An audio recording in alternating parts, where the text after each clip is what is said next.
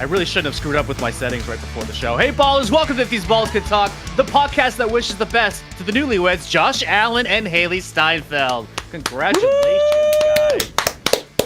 Because we know you listen to this. This is Mark, along with John and our producer, Pete Steffen, and we're getting ready to discuss the latest in sports, tech, and pop culture. If you like what you hear or see, please like us or hit that subscribe button, or as I like to say, tickle that little bell. Tickle, tickle, tickle! We'd like to welcome back to the podcast, Matt Angier. What's going on, Matt? Hey, what's going on, guys? Matt, you're not upside down. Oh, yeah, that's right. I'm just here joking. It's amazing. Yeah. I did something right for once. All right. Yes. Welcome back, man. That was the first thing that I started an hour early to make sure I had it right. Well, that was the first thing I told Matt when I saw him. Anyway, John, how you been? I'm doing great. I really like Thursday nights. Actually, I really like Thursdays because, like, I got Jamie early and we hang out. You do ice cream, right? We do ice cream. We've been doing. Said this last week. We've been doing Penny Lane. Penny Lane Italian ices, awesome, just awesome. Apparently originated in Brooklyn. Not a sponsor still, but you could be. And we sang rock music. She turned on like 90s hair metal. We were singing like Bon Jovi in the car. And I'm like, you're so fucking cool. You're just the coolest fucking kid. Cool. And I'm just done. We have decided, like I said, to get into the Wolfverse. So I found a chronological order because I have a problem. Hold on, what is the Wolfverse? So Dick Wolf, who was the creator of Law and Order, is the creator of Law and Order. Okay, that Wolf. Over the last 10 years, has expanded his universe, and all the Chicago shows are set in the same universe as Law and Order. Yep. So, Chicago Med, Chicago Fire, and Chicago PD. Right. So it started with Chicago episodes, I think, every year. All the time. So it started with Chicago Fire. I had started with Chicago PD because we like cop shows, obviously, and but we realized that Chicago Fire happened first because I found a list because of the internet. And so now we're going to go in chronological episodic order, which is the first season and a half of Chicago Fire before it alternates, which is probably when Chicago PD was invented. Right. So exciting times at the Companion household, everybody. Yeah. Sounds like a lot of math. Math and television. Jamie's legs are better. Okay. That's good. I took a video of her doing awesome at PT today, and hopefully that continues. What's going on, Mark? Busy. I definitely don't sleep anymore. Had a late night with kickball. Of course, it's my own goddamn fault because I went out drinking after the game too. But that's as important as the game, Mark. You're not a monster. Sometimes. We won 14-0, so it was actually kind of fun. Okay. Yeah. And then we have a big doubleheader coming up tomorrow, but the Mother Nature might ruin all that because it's supposed to be pretty rainy and thunderstormy. And I feel like the only thing I remember from playing beer league softball with you, Mark, is the beer. and you almost getting your car stolen in a bad neighborhood. I remember that. Huh. I don't think it I don't almost remember was that stolen. part. It should have been stolen because I left it like wide open. Jeez. It didn't get stolen though. It's true. I think it's because I was in it. Were you? Yeah. I don't know. I was. You just ran into a gas station in a bad neighborhood because we were lost. And I'm just like, what's... I was like 25. I'm like, what's going on, you guys? Oh, man. I'm so friendly. I don't know how you guys are doing with like fruit and vegetable gardens, but I finally was able to like plant my vegetable plants. In the 100-degree weather, Mark? Oh, no. This was actually last week. Okay. I don't think vegetables like 100 degrees. Oh, they definitely need some water. Well, it is going to rain tomorrow I do night, have an irrigation system over there too. So of course you fucking do. And, well, I have an irrigation system. But I have these strawberries and raspberries that have also been like, I don't need to do anything to them. The strawberries grow like weeds. Actually, the raspberries bushes kind of grow like weeds too. There's going to be a lot of raspberries coming up, but the strawberries, I don't know. I picked up a handful today, but I didn't see a lot about to blossom soon. So I don't know what's going to happen with that, but very excited about all the raspberries that I'm going to The get. NBA Finals not on HBO Max? No, it's on regular TV. Fuck you, regular TV. You should be able to. I think you can stream it on Hulu or Disney Plus though, because it's on the Disney channels. No. I didn't want to watch it anyway. Pete, how's it going with you? Say words, buddy. I will. So, yeah, it's been going okay.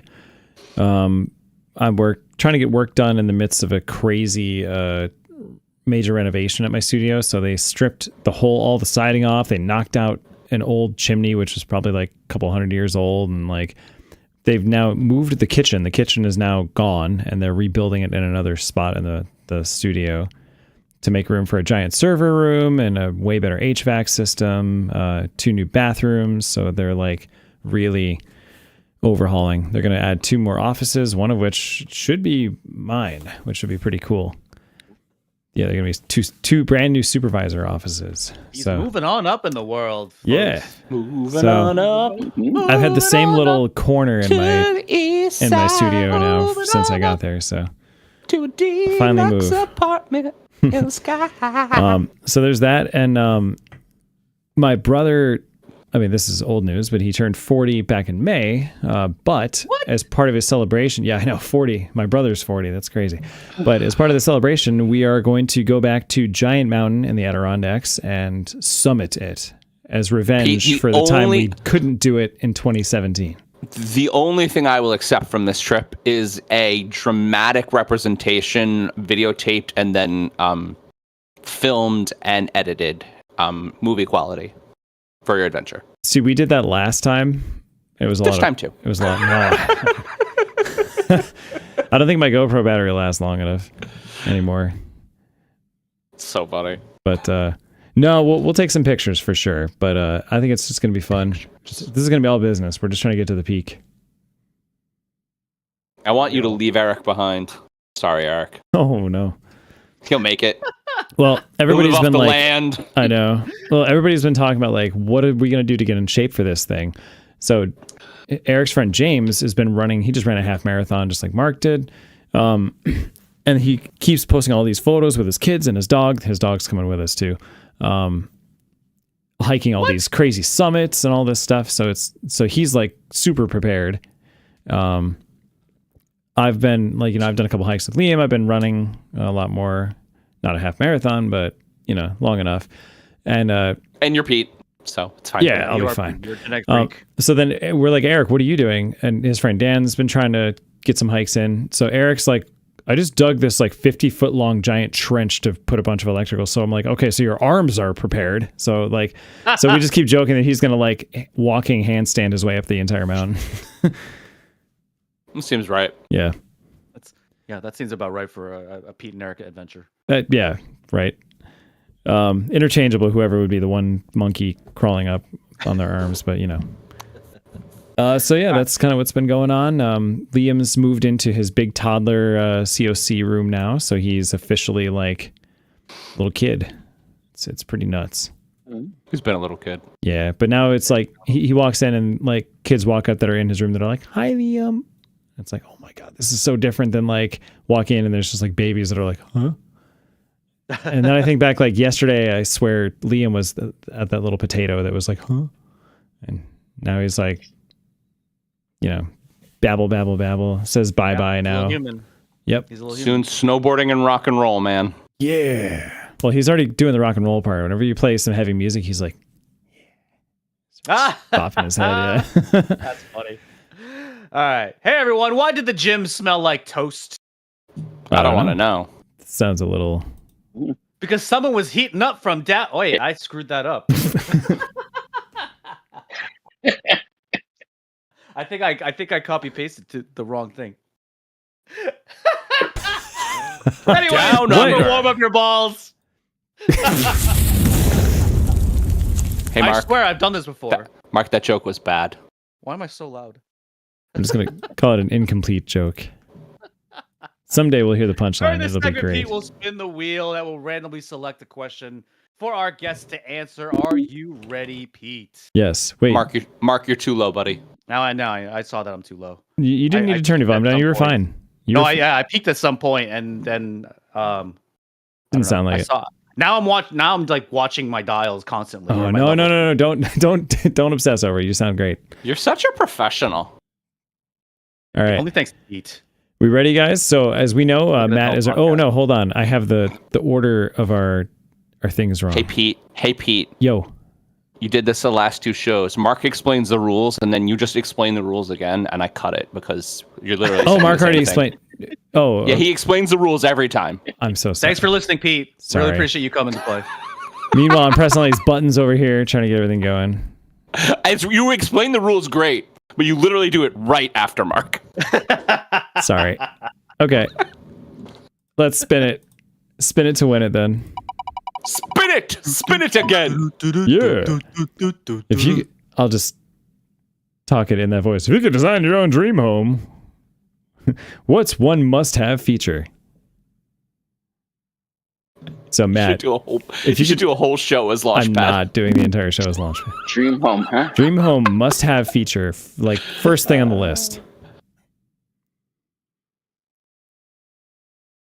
That's you, Matt. Go ahead.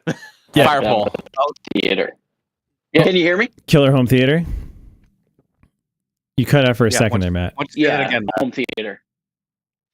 Like, explain your home theater though. Like, Oh, what would okay. it have? It would be a home theater. Like, with what? It would have one chair just for me. Okay. It would have, like a thumb to get in.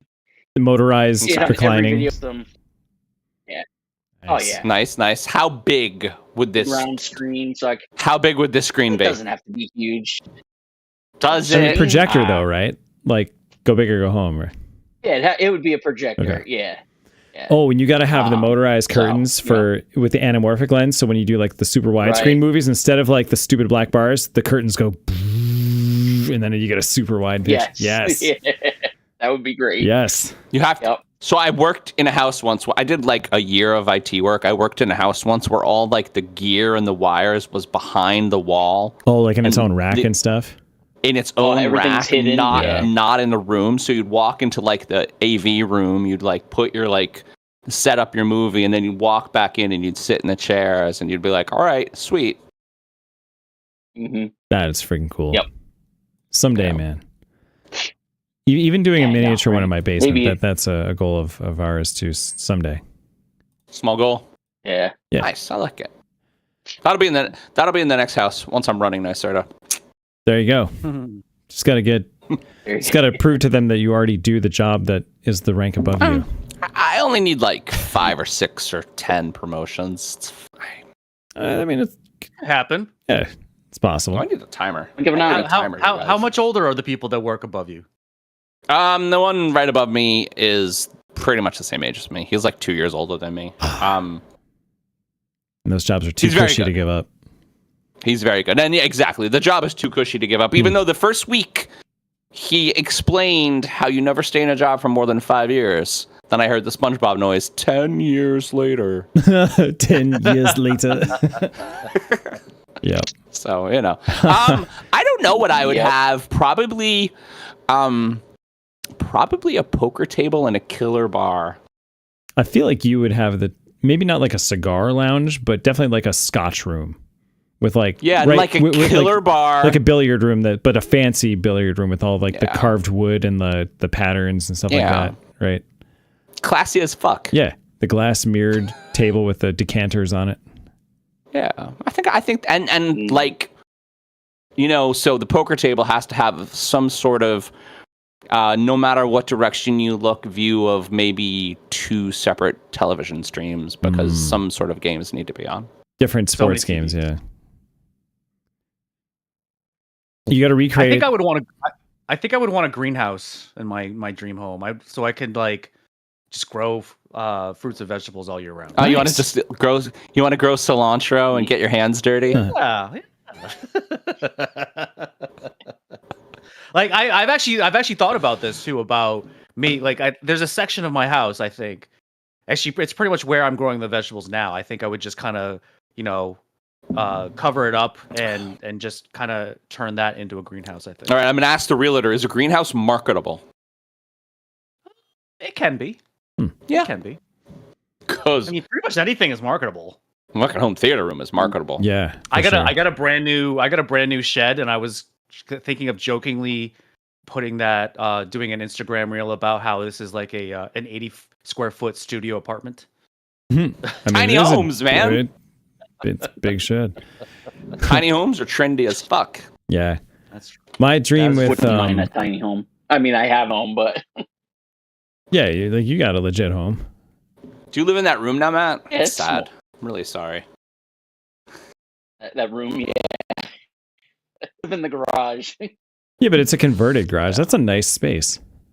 I've seen that. Oh, we're losing Matt's. Yeah, your connection is a little weird there. Your like audio is way behind your video. It's getting. It's so funny. He's Improvements, fine when but- there's only when it was just 1-on-1, and with everyone on here, I don't know. It's he's lagging sure. now. Yeah. I'm sure there is more internet usage going on in his Probably. house, as that is an at the moment thing. Next question. Yeah, While Matt settles. I would love to excavate our crawl space and turn it into a band practice room. By the way. Okay, what's your favorite way to spend a rainy day? Did we ask this one last week? Do we want to? Oh yeah, I think we did. Well, I updated the wheel. I could have sworn I got. All right, Matt, if you got a quick answer, go for it. If not, I'm going to respin this thing. Video games. Video games. Yes. Win. Okay, bonus, next spin. So who's bought a Switch 2 yet? Not yet, but it's on the list. Yeah. Have you? Yep, we got ours this morning. Wow, Nice. nice. Get it. Congratulations. Get it, girl. 15 minutes at Target. Wow. We walked in, walked That's out. it? That's not bad at all, actually. People were saying there was like a whole No. drama over them being shipped to people, and it was like, so you lucked out and just ran in and got one, huh? Oh yeah. My boss was telling me Well, they that. had, they had the one. Go ahead, Matt. Go ahead. Oh no, there was the GameStop down in Staten Island.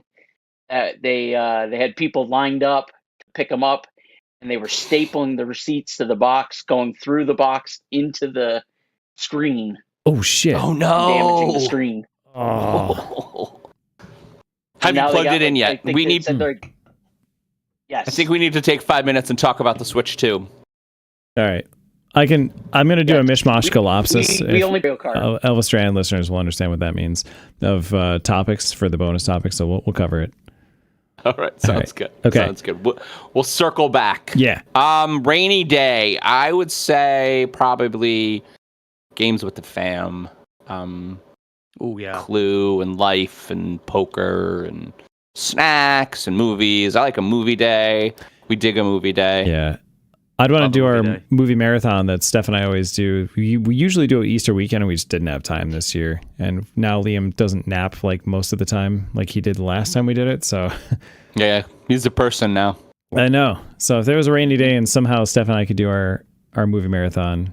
You're almost at the phase where all you watch is kids' movies, and I'm really excited for you. Oh, yeah. I still know all the words to all the Frozen songs, hmm Right now, our TV is just the Bluey machine. and I think we watched Home with Sheldon and Rihanna, and Inside Out 1 like maybe 100 times each, like easily. Damn. Yep. Sounds about right. We used to say, he says, I am your companion on the ship. And we're like, we're the companions on the ship. That's a dumb joke, but it happened. Adorable. Ba-dum-ba. All right. All right, I think we got time for one more question. All We right. got time for two I've more questions. already spun it. So let's I let's got us go. at 2 minutes. So I what? got us 4 minutes, but I started late. All right, stop. Let's go. What's something you've done recently that you want to brag about? I mean, even if it's like, dude, I drank this awesome beer. Nothing. Nothing. Matt, you lead a very exciting life. Wish I could even say that. I mean, I guess I went to Cape Cod. Yeah, that's something to talk about. That's pretty cool. Yeah, I know it sucks. I mean, have we I discussed garden in the backyard?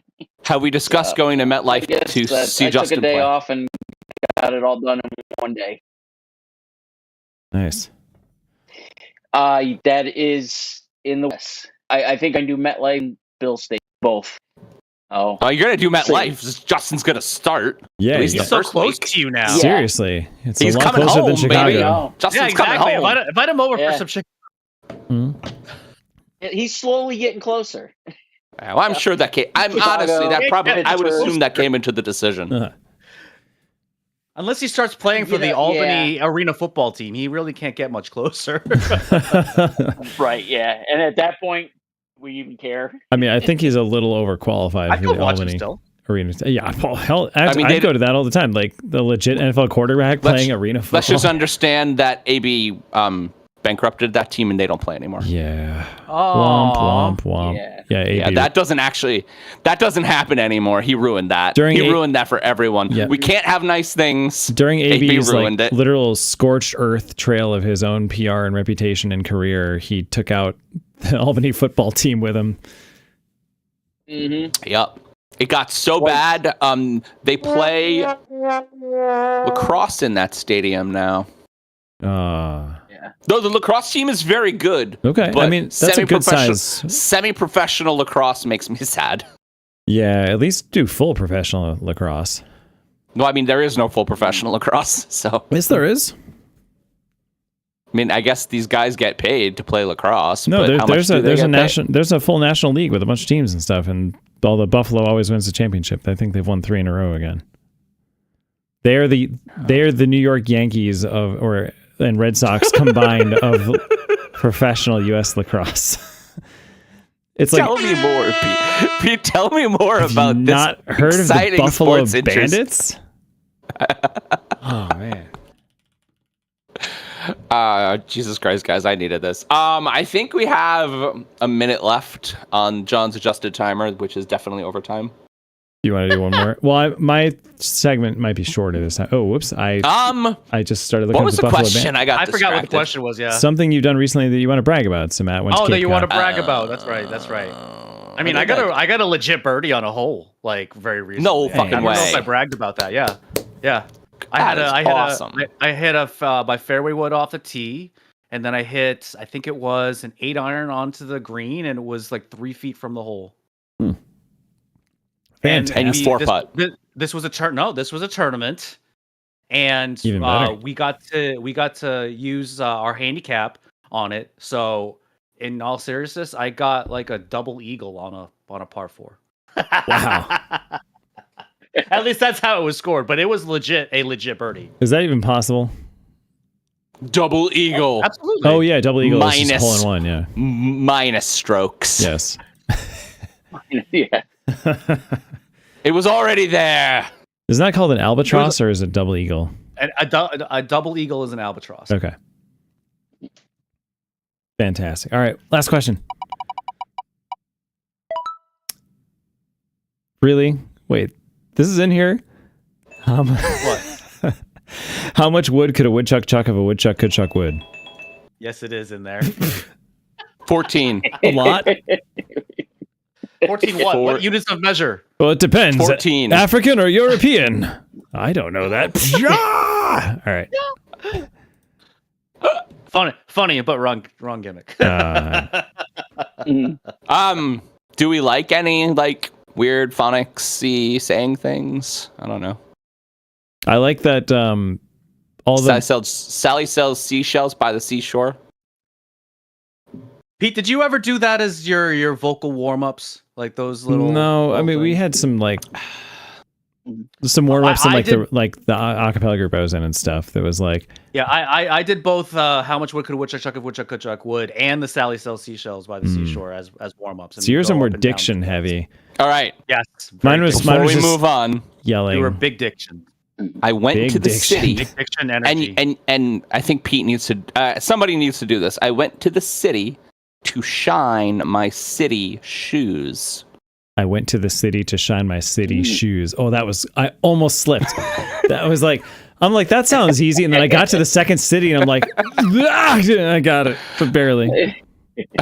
Very good. It was close. You see where I was going that. Everybody at home, give it a try. You're going to say shit. I felt it that close to tripping up. All right. Okay. And now we hand things off to Pete for Bonus topic. Okay.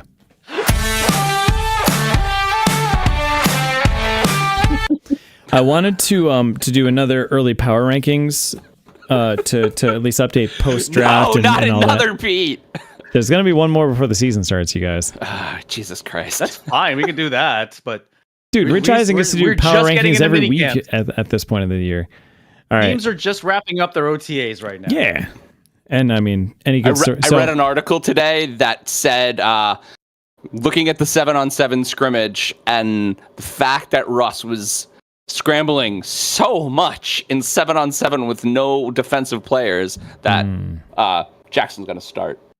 Week 1, baby. Jackson Dart for president. I give it What? That week makes no sense. 3. It's not going to be week 1. I know it's not, but I do love him, and he's very handsome.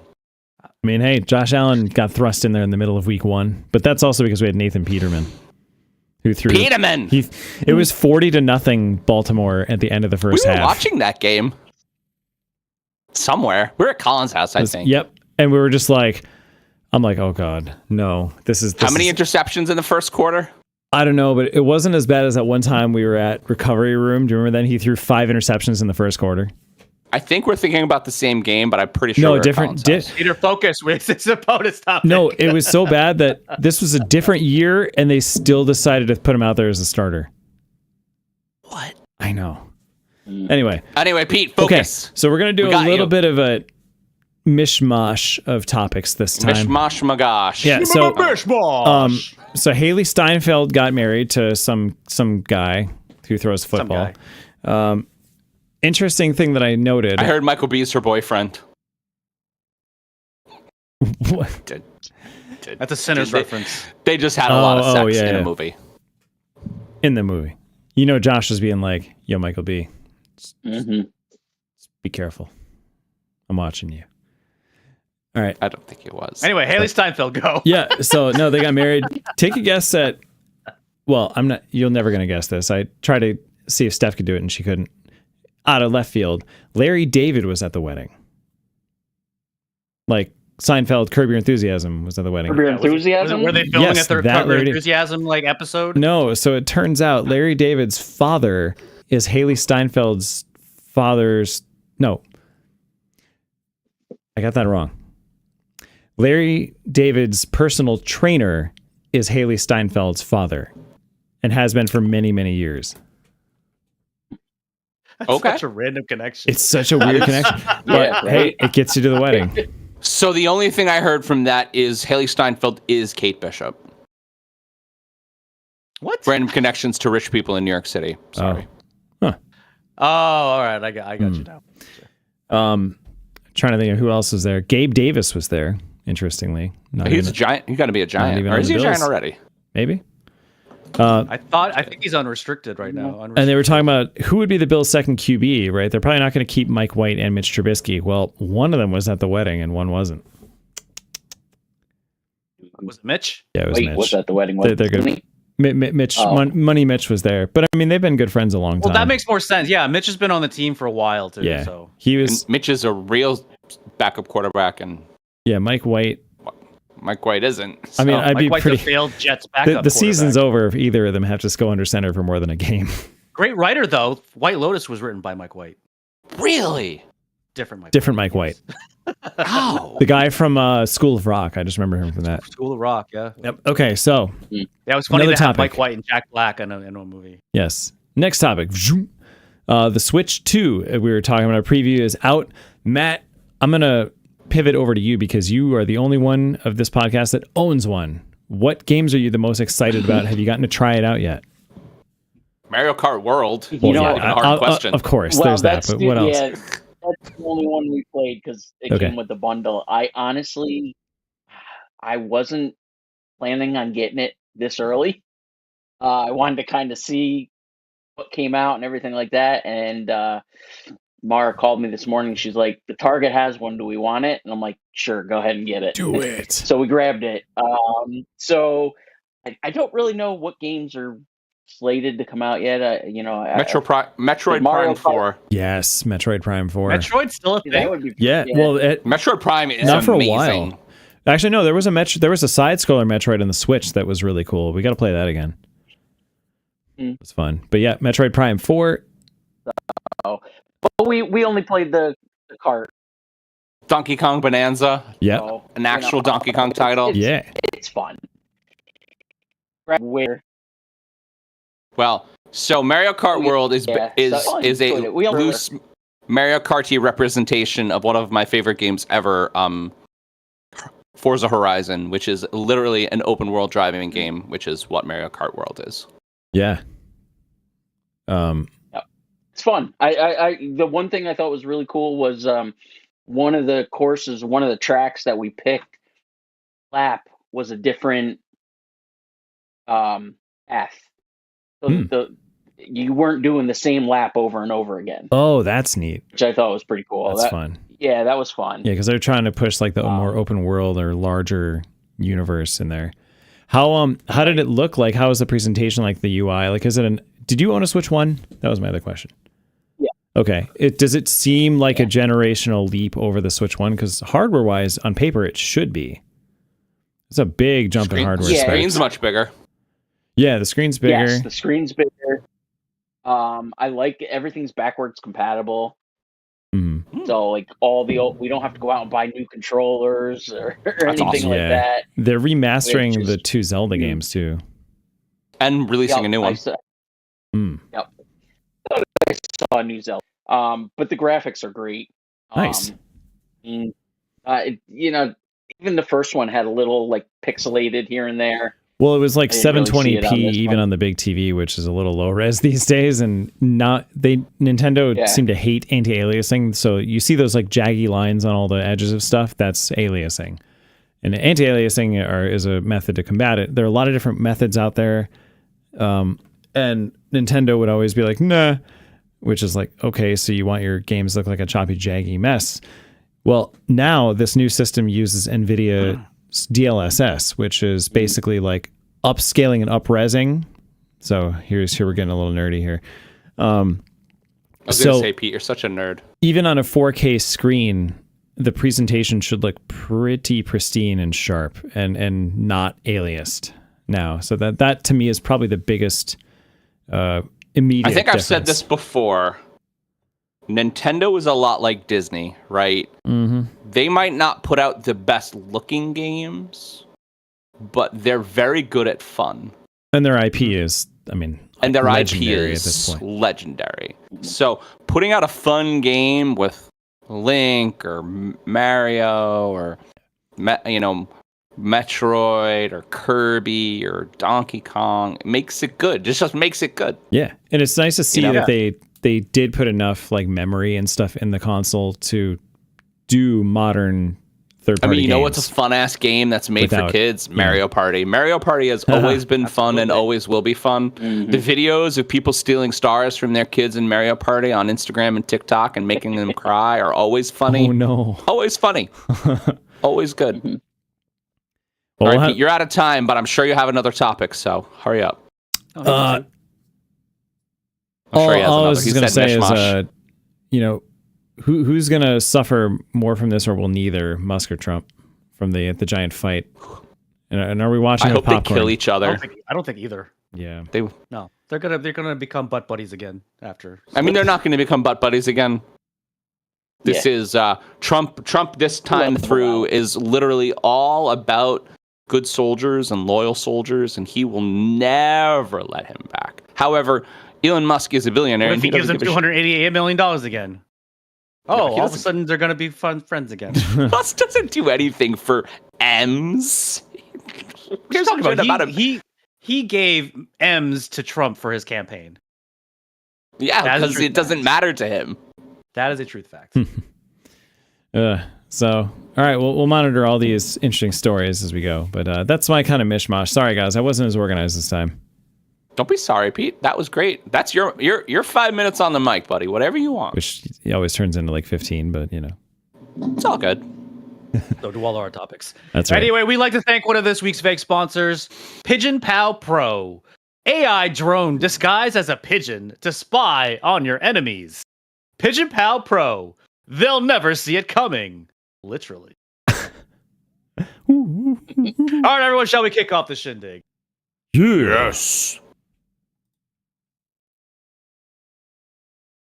Are you kicking out the shindig? Para bailar, first topic. Para bailar, first topic. Se necesita una poca de gracia. First topic. First topic. First topic.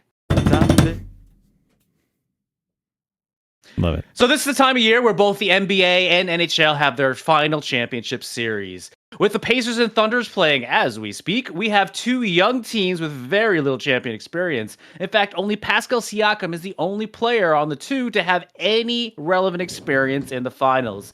Meanwhile, the NHL is a rematch from last year's Stanley Cup final with the entire nation of Canada cheering for the Oilers and Connor McDavid to avenge last year's loss to the Panthers and be the first Canadian franchise to win since 1993. So everyone, who do we think will attract more ratings? The NBA Finals or the Stanley Cup Finals? The MLB. That wasn't. You think baseball is going to trump them both? I'm surprised way. that it. I mean, maybe. I feel like NBA is far and away the winner here, even if you throw MLB in there. Usually, NBA trumps the Stanley Cup Finals with regards to ratings. Unless MLB's been actually, the ratings are back. They're better this year, right? So maybe it's still baseball. But sorry, Mark, we added a third competitor. I mean, no, both the NBA Finals and Stanley Cup Finals usually do better than baseball games. Well, then a random baseball game. The NBA true. Finals usually go between 6 to 9 million viewers, and the Stanley Cup Final, I believe, is like 4 to 5. The average MLB game is just like 1 or 2 million. Do you want to know the population of Oklahoma City? I know you do. Sure. 702,000 people. All you need is 16 to fit an arena. 702,000. Yeah, but I mean, like, Indiana is a much bigger city. It's not a big city, but it's a much bigger city. Apparently, according to Google, there's 7 million people who live in Indiana. That's cool. Are the Thunder like the smallest state? NBA market, or are they? Is like the greater area help? What is Indianapolis? What is the population of Indianapolis? What does the research department say about that? That's a bigger city than. Because that's where the Pacers play. 879,000. So if we're thinking about that, 1.5 million people versus the 6 million that live in New York City. Not that I'm sore or anything. You still have basketball fans from throughout the entire country that are going to watch it. Now, okay. I'm not in Indianapolis and Oklahoma City right now. There may be Knicks fans hate watching this too, John. I'm not watching it. Well, also because I don't think I can from where I'm sitting right now. But that being said, there's some cool things about this playoffs. Young players, I think that's great. I think that Shea winning his first championship will be really fun to watch because I think he really deserves it. I think that last year he's going to be the face of the NBA, and this might be his initial ascent. Yeah, I think that is probably the storyline they want to see because he is just that good. So that'll be cool. That being said, I don't think there's any excitement around that. Now, there's a lot of people. Finals, though. There's a lot of people in Canada. There's a lot of people in Canada, and Connor McDavid is a big star. Big star. Game one was last night, and the Oilers were actually down 3 goals, or they were down 3-1. It was something like that, and they came back to tie it, and then they won it in overtime. Wow. I read a lot of really interesting articles about the fan difference, like Edmonton versus Florida. Like the fan difference in this Stanley Cup Finals is very interesting. Yeah, it's definitely skewed towards the Oilers because again, they have a whole nation behind them. Oh yeah. I think meanwhile, that the state of Florida probably doesn't realize they have that team. Is there a game on tonight? No. So that's the other thing. So the finals, the NBA Finals and Stanley Cup Finals are never on the same night. Gotcha. But neither one of them are on tonight. No, the NBA, the game one is tonight in the NBA Finals. Oh, I thought game one had already happened for the NBA Finals. No. And the Oklahoma City Thunder are up by 11 in the end of the third quarter. Shea has 25 points, 4 rebounds, 3 assists because he's. But I mean, which story? Like, if we wanted to watch this, You have two very young teams in the NBA Finals, and then you have the rematch from last year in the Stanley Cup Finals. Which would you, if you had to choose, would you rather watch? I like basketball better. Yeah? Yeah, I've never really followed hockey. Like, I understand hockey, but I've never. Pete, really I don't have to followed ask you. I already know. Matt, what about you? If you had to choose between NBA Finals and Stanley Cup Finals, Stanley Cup. yeah, I'm not a big basketball fan. Yeah, I like hockey more. A little that's more. funny. Action. We're choosing. They're choosing the sport that we prefer over the storyline behind it. Well, but I mean, isn't that why you watch sports? But I'm also excited to see McDavid win this. So I think he deserves it. I actually want to see Connor McDavid win a Stanley Cup. I think he's due. He's been in the league for like 10 plus seasons now. Yeah, and he hasn't won one. He's a really good player. He's probably the best player on the planet. It's a shame that he hasn't won one yet. I mean, he's kind of, I don't know, bounced around a little too much. He's been in Edmonton his whole career. Okay. but like I said, I don't know anything about hockey. But that's the problem, though. Edmonton it's Edmonton. It's in the middle of nowhere, Canada. So he didn't really get the attention. City. But no, he's been, day one there, then immediately signed off his rookie deal to the largest, most expensive NHL contract of all time. Oh, yeah, no, he's the rock star up there. But the problem is, right, like you said, popularity is severely waned compared to when we were kids, and at least in the States. And it's just, had he been on some other bigger market team down in the States, all you would hear about is this guy. He'd be like the Pat Mahomes, basically, of wow, he was number 6. Huh. What do you mean? Draft? No, in point scoring in 24-25. Oh. Yeah, but I think that's also like Ovechkin. Kucherov scored 21 more points than him. Ovechkin wasn't over him. Kucherov. Oh no, Ovechkin was over him in goals, probably, but not Draisaitl, Pastrnak, yeah. and Mitch Marner. But I mean, all those players you just mentioned, those are all like the top echelon. I mean, you could probably interchange any one of those. Like, Mark just said Connor McDavid's the best hockey player on the planet. He is. Doesn't mean he always gets the most points. He doesn't have the most points, yeah. He has had the most points, though, in a few seasons, I think. But no, it's Edmonton wouldn't even be a playoff team without him, probably. I mean, yes, they do have and Draisaitl, who scored more points than him. They do have Draisaitl. Yeah, I mean, it's that 1-2 combination that's made Edmonton. That's the difference, though, right? If you take one of those two away, it's a major blow to that team. And Jack Eichel, who's on the Golden Knights, who has won a cup now. I know this. Yeah, he has. Too soon for Pete. That's too soon. It's long enough. No, honestly, good for Jack. I almost want to take Jack's side on that whole thing, because his career is going and he's got a cup because he went to a team that let him. Yes, the Sabres would not let him get the surgery that fixed his back. His back was going to be fucked for his entire life. And he's like, there's an experimental new surgery that I want to get. And they're like, no, you should do this old surgery that will fuse these two bones and you'll basically like have half your flexibility and live in pain the rest of your life, but you could play immediately. And he's like, no, I want to do this right. And Sabre's like, no, we'll just get rid of you then. So he goes to Vegas, gets the surgery, comes back. As soon as he's healthy, bam, Stanley Cup winner. And a significant contributor to that team. He was. So, yeah, you know what? Good for Jack. I don't feel bad. I think good for Jack is a great ending to that question. Yeah. And we're out of time.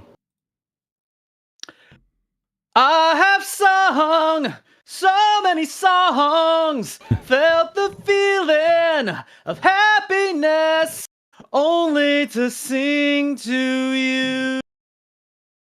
But I still haven't found the topic for. But I still haven't found the next topic for. I know that doesn't make any sense. That was okay. So good. It was so romantic. Perfect.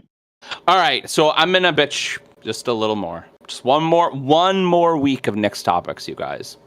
So after their best stretch, it's very important. After their best stretch this century and the first Knicks Eastern Conference final since 2000, the New York Knicks have, as reported on this podcast, fired Tom Thibodeau.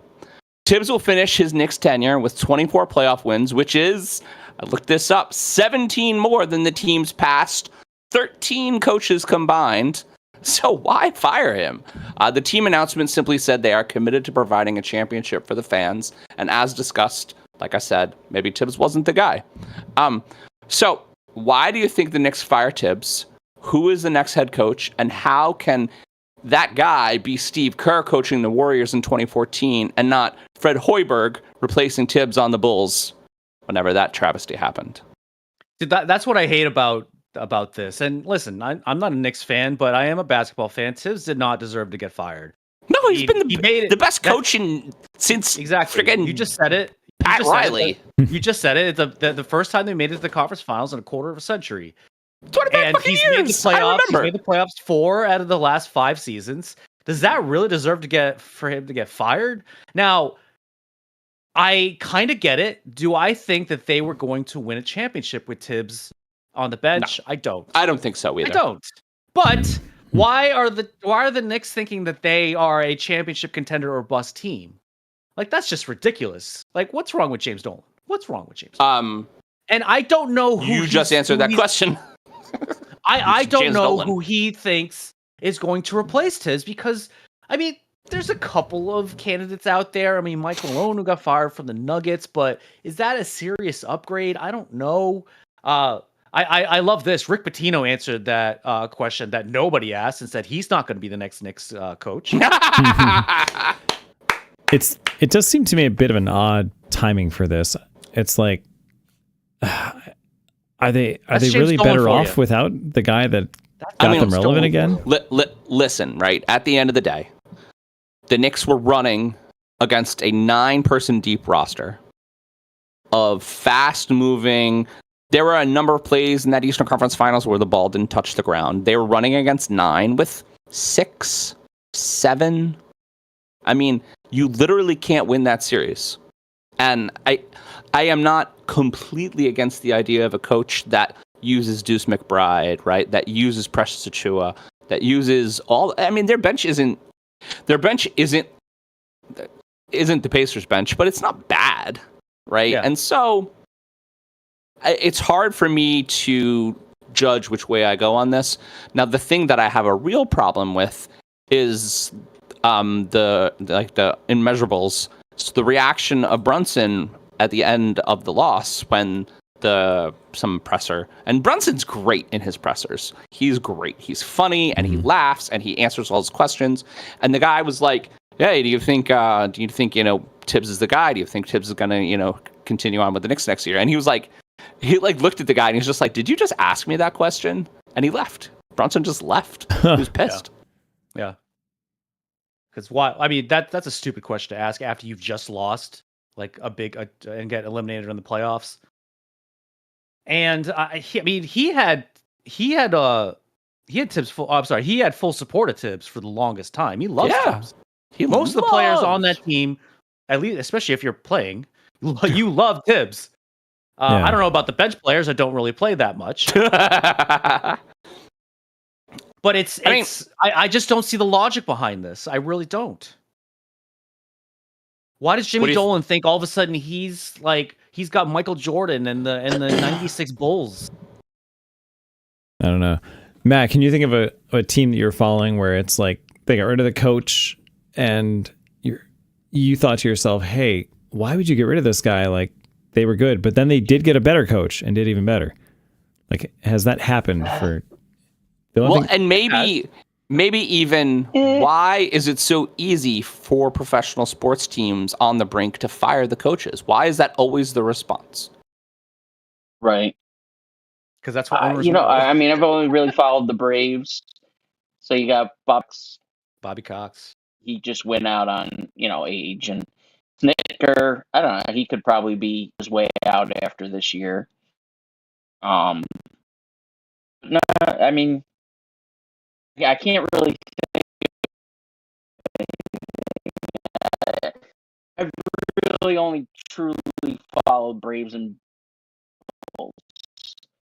You know, Hold on, Yeah, hold on, sorry, Matt. we're Hold on, losing hold you, on, Matt. Matt. I think we need to restart that because your audio's cutting out again. that definitely Yeah. needed to.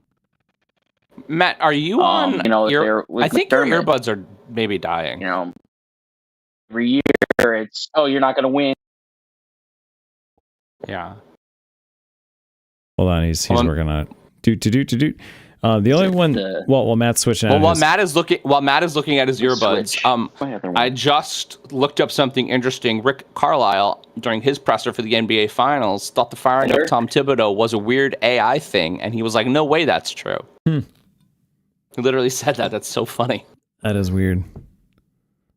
I mean, if it wasn't James Dolan, I would think it might have been AI as well. But James Dolan runs the Knicks, and he just makes the stupidest decisions. Yeah, I remember 26 years ago when the Sabres were actually good. Come at me, Jimmy D. Come at me. They fired their coach who had been really, really good for them for a couple of years in a row, and then got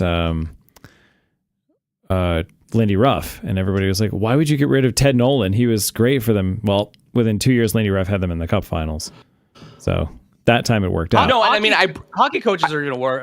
Oh, they get fired they'll win all the time. Yep. They do one bad season and then they get fired. Oh, yeah. Bruce Cassidy led the Bruins to so many playoff, and he was the number one team a couple times as well. He had one bad year. They let him go. He goes on to coach the Knights, and they win a title.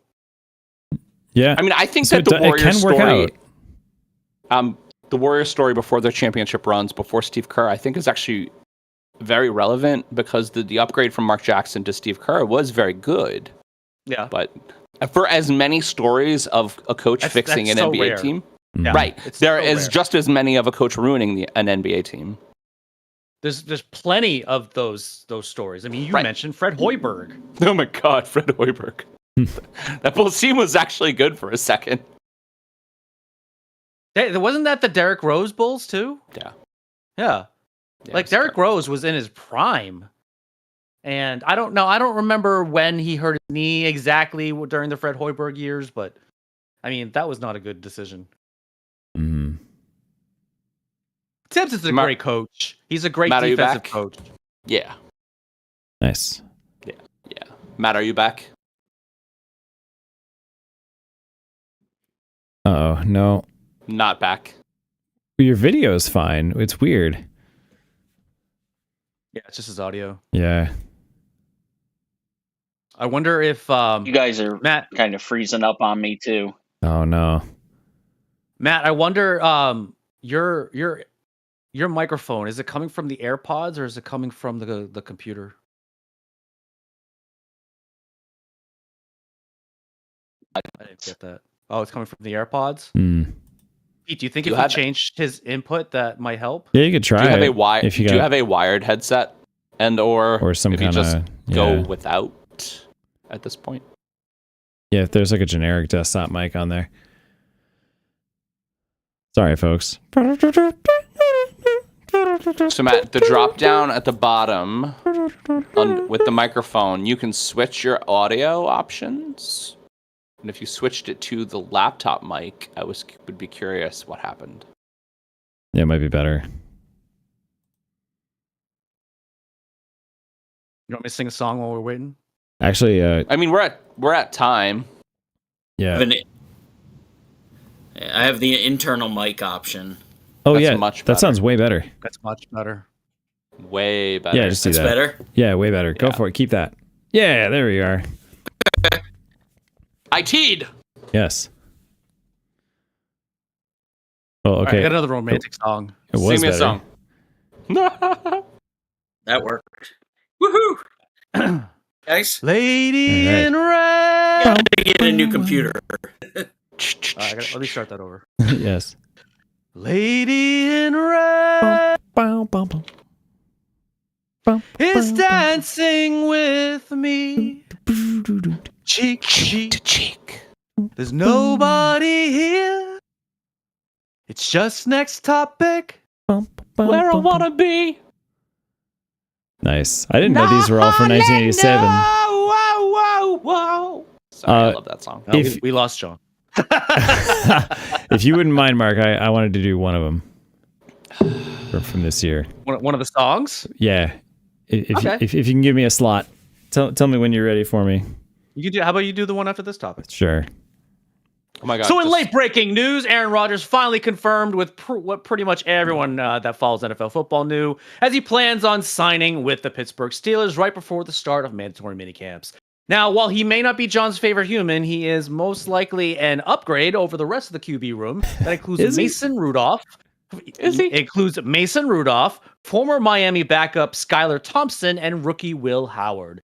The potential dynamic of Mike Tomlin and Rodgers interacting with each other is also somewhat exciting, as fireworks may fly if they butt heads. But they are the Steelers and should have a formidable defense still, especially if they decide to sign TJ Watt to a long-term deal. So everyone, how are we predicting the Steelers season will end with Aaron Rodgers at the helm?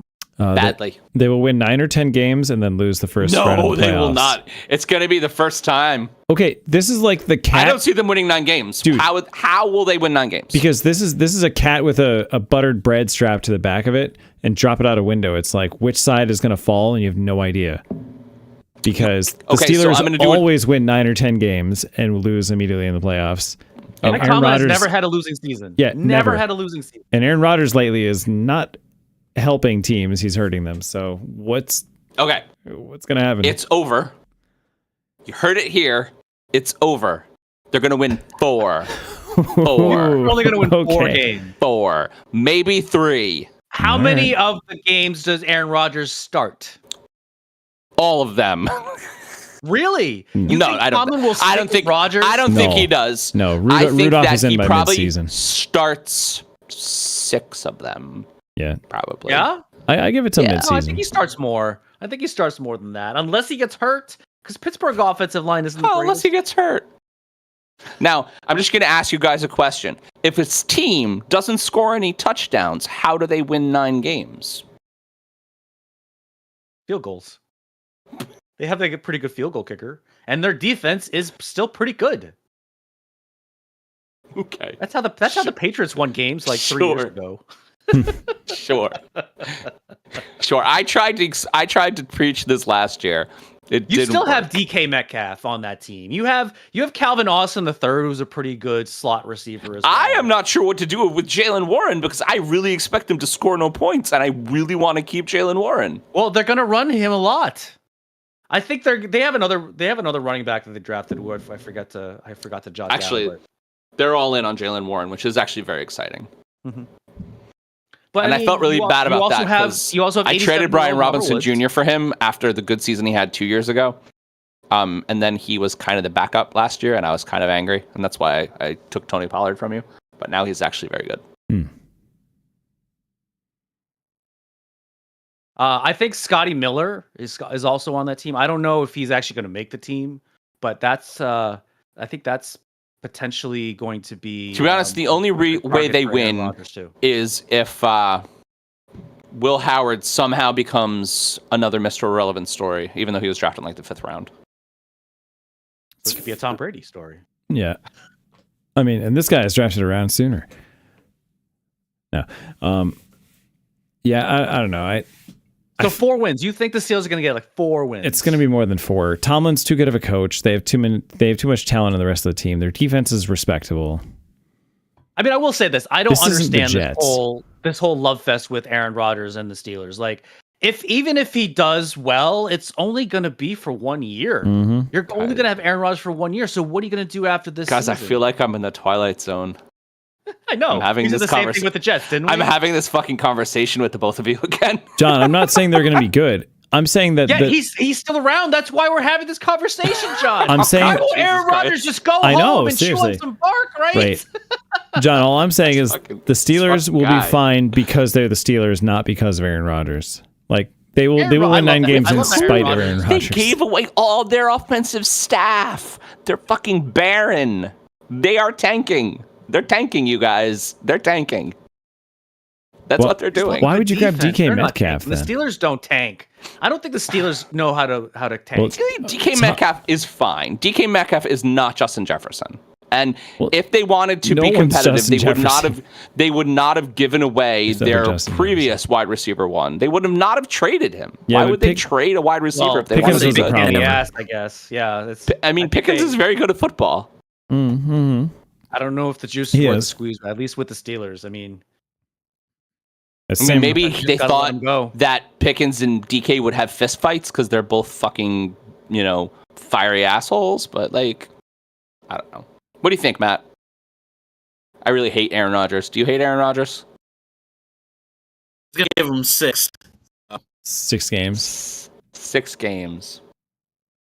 I think six is probably a good number. I think I see 6. Because that defense is still going to keep him in a lot of games. We don't hear you again, Matt. It's like the audio's coming in like 20 seconds late. It's not even coming in. That was nada. Nada. Let's take a moment because that was the end of that. Yes. And get Matt right. Should he re-log in? Matt, should you relocate to a place with better Wi-Fi? Or that too. Or if you got a cable. Sounds networky. Can't hear you, bud. Sorry, ladies and gents. Ba-da-ba-da-ba-ba-da-ba. God, fucking Aaron Rodgers, guys. I know. What the fuck? John, I thought you were going to get more He's- fired up on that. I think John's I got past pretty getting fired up. But I mean, at some point, do you just become numb to this? No. I just can't believe they fucking signed him. We just Oh want my him to go God. away. We just want him to go away. Go away and choose some bark. Well, they haven't you signed him guys. yet. He intends to sign with them, though. He will. Imagine being Mason Rudolph and being like, almost. Well, they use Mason Rudolph at the helm. There we go. I think I saw a stat. He's like Ow. 6-3 as a starter, believe it or not. I saw that same stat. I think The that's Thunder are up by 8 with 7 minutes left. The Pacers finally won a quarter. Oh, yeah. I realized I was already on right now. All right, what are we going to do about Matt? Matt, maybe you got to rejoin, bud. Yeah, I was Can you saying, hear us? try But we gotta disconnecting and reconnecting to Discord. And Matt, can you hear us? He nodded his Okay, He head. can hear us still. He can hear us still. We just have we no can't, we audio. can't hear you. Yeah. Meds, I gotta work on your Wi-Fi, Matt. You said he might need a new Go computer. go too. IT the shit out of his house, John. For real. You tried turning it off. Could and take back the on rest of the again. show on your phone. We've had a bunch of people do that. Yeah, that'll work. If you want to hop on your phone instead. Better than you being problemed. Yeah, we Most want to hear problematic you. go. Plus, we got some topics Well, that you can if it's contribute a lot more than I can too. Coming up. We're going to have the same issues on his phone, potentially. If it's a Wi-Fi issue. Unless it's a computer issue, which it also could It be. might be both. It's not a microphone. It's not an AirPod issue because we've troubleshot that out. Yeah. So. Troubleshooting. Gotta love live troubleshooting. Yeah. All right, Pete, you want to do a next topic song? I'm wearing my Sure. computer shirt. I want to see if I'm you pick one of the songs that I picked. Maybe not. This is the only one that I could think of from 1987. Next topic's forming on the tip of my tongue. I missed where these lyrics are. Oh, sorry. Unheeded warnings. Thought I thought of everything. No information to guide my speech. Unladen, empty, and turned to nonsense. Because that's all I can think of for this. Sorry, that was making up lyrics on the fly, but I just wanted to make sure something for momentary lapse of reason was in there. All right. Oh, there we go. Oh, All we right, lost cool. Matt. All right. No, I mean, he left We on- want to wait for Matt. Yeah, we want to wait for Matt. Ooh. Well, I mean, your video's better, but your audio's not back. Why is the audio so far behind? Matt, turn your phone sideways. I heard something.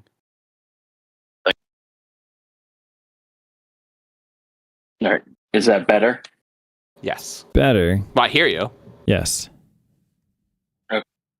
I don't think that was the answer. Yeah, I think it's network.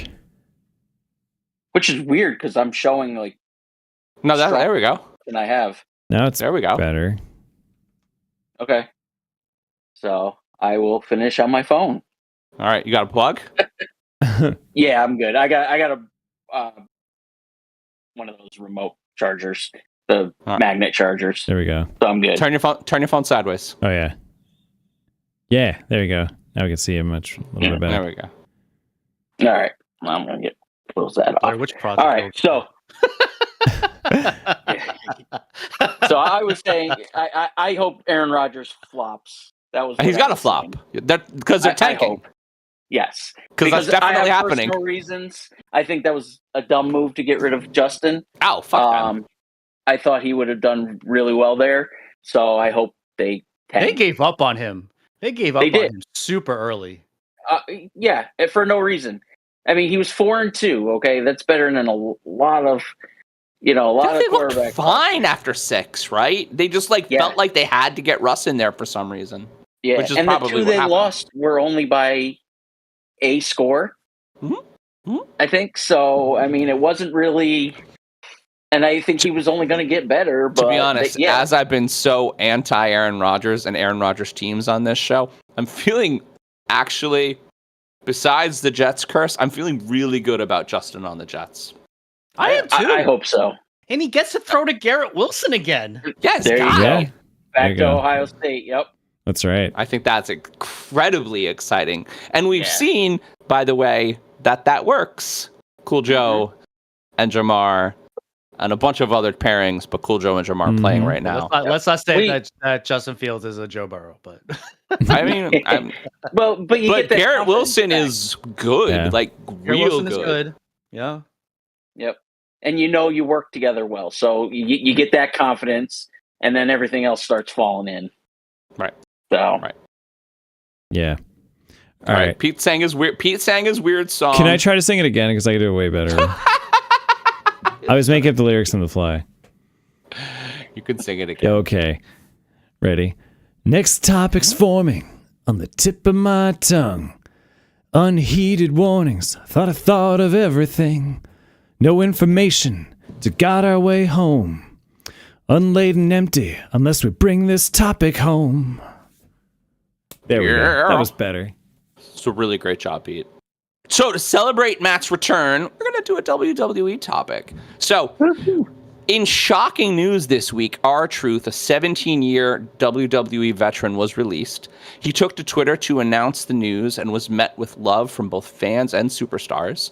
So after a recent storyline with John Cena, his childhood idol apparently, R-Truth's departure has sparked more backlash than one would expect from a superstar that has never won a world title. So with 10 superstars released in February and more in May, what do we think the most recent house cleaning is coming from? And will a smaller overall roster lend to better storylines? And Matt, you can start. I don't understand the cut. I don't. He didn't need to be a belt. He didn't need to be the title winner. The guy, he was entertaining as all. Yeah, he's funny. You need that. You need that stupid humor. Look at it worked years ago with Goldust and Booker T, where he did stuttering and this and then that, and even Big Show when he used to do, he'd come out every week in a different costume. One week he was Hogan, one week he was the Berserker, and R-Truth did the 24/7 title for a long time, right? Right. Yeah. 57 title. Right.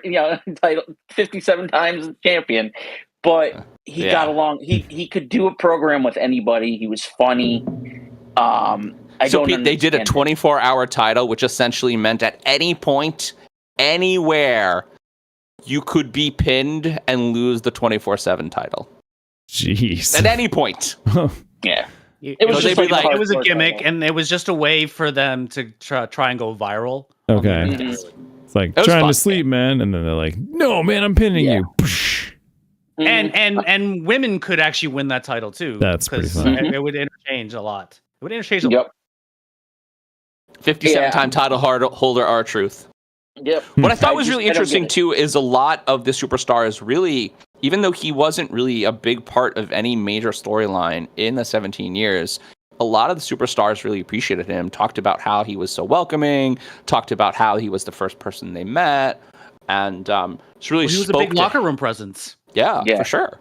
And he was, I mean, you wouldn't know it looking at it. He was the Mhm. oldest guy on the roster.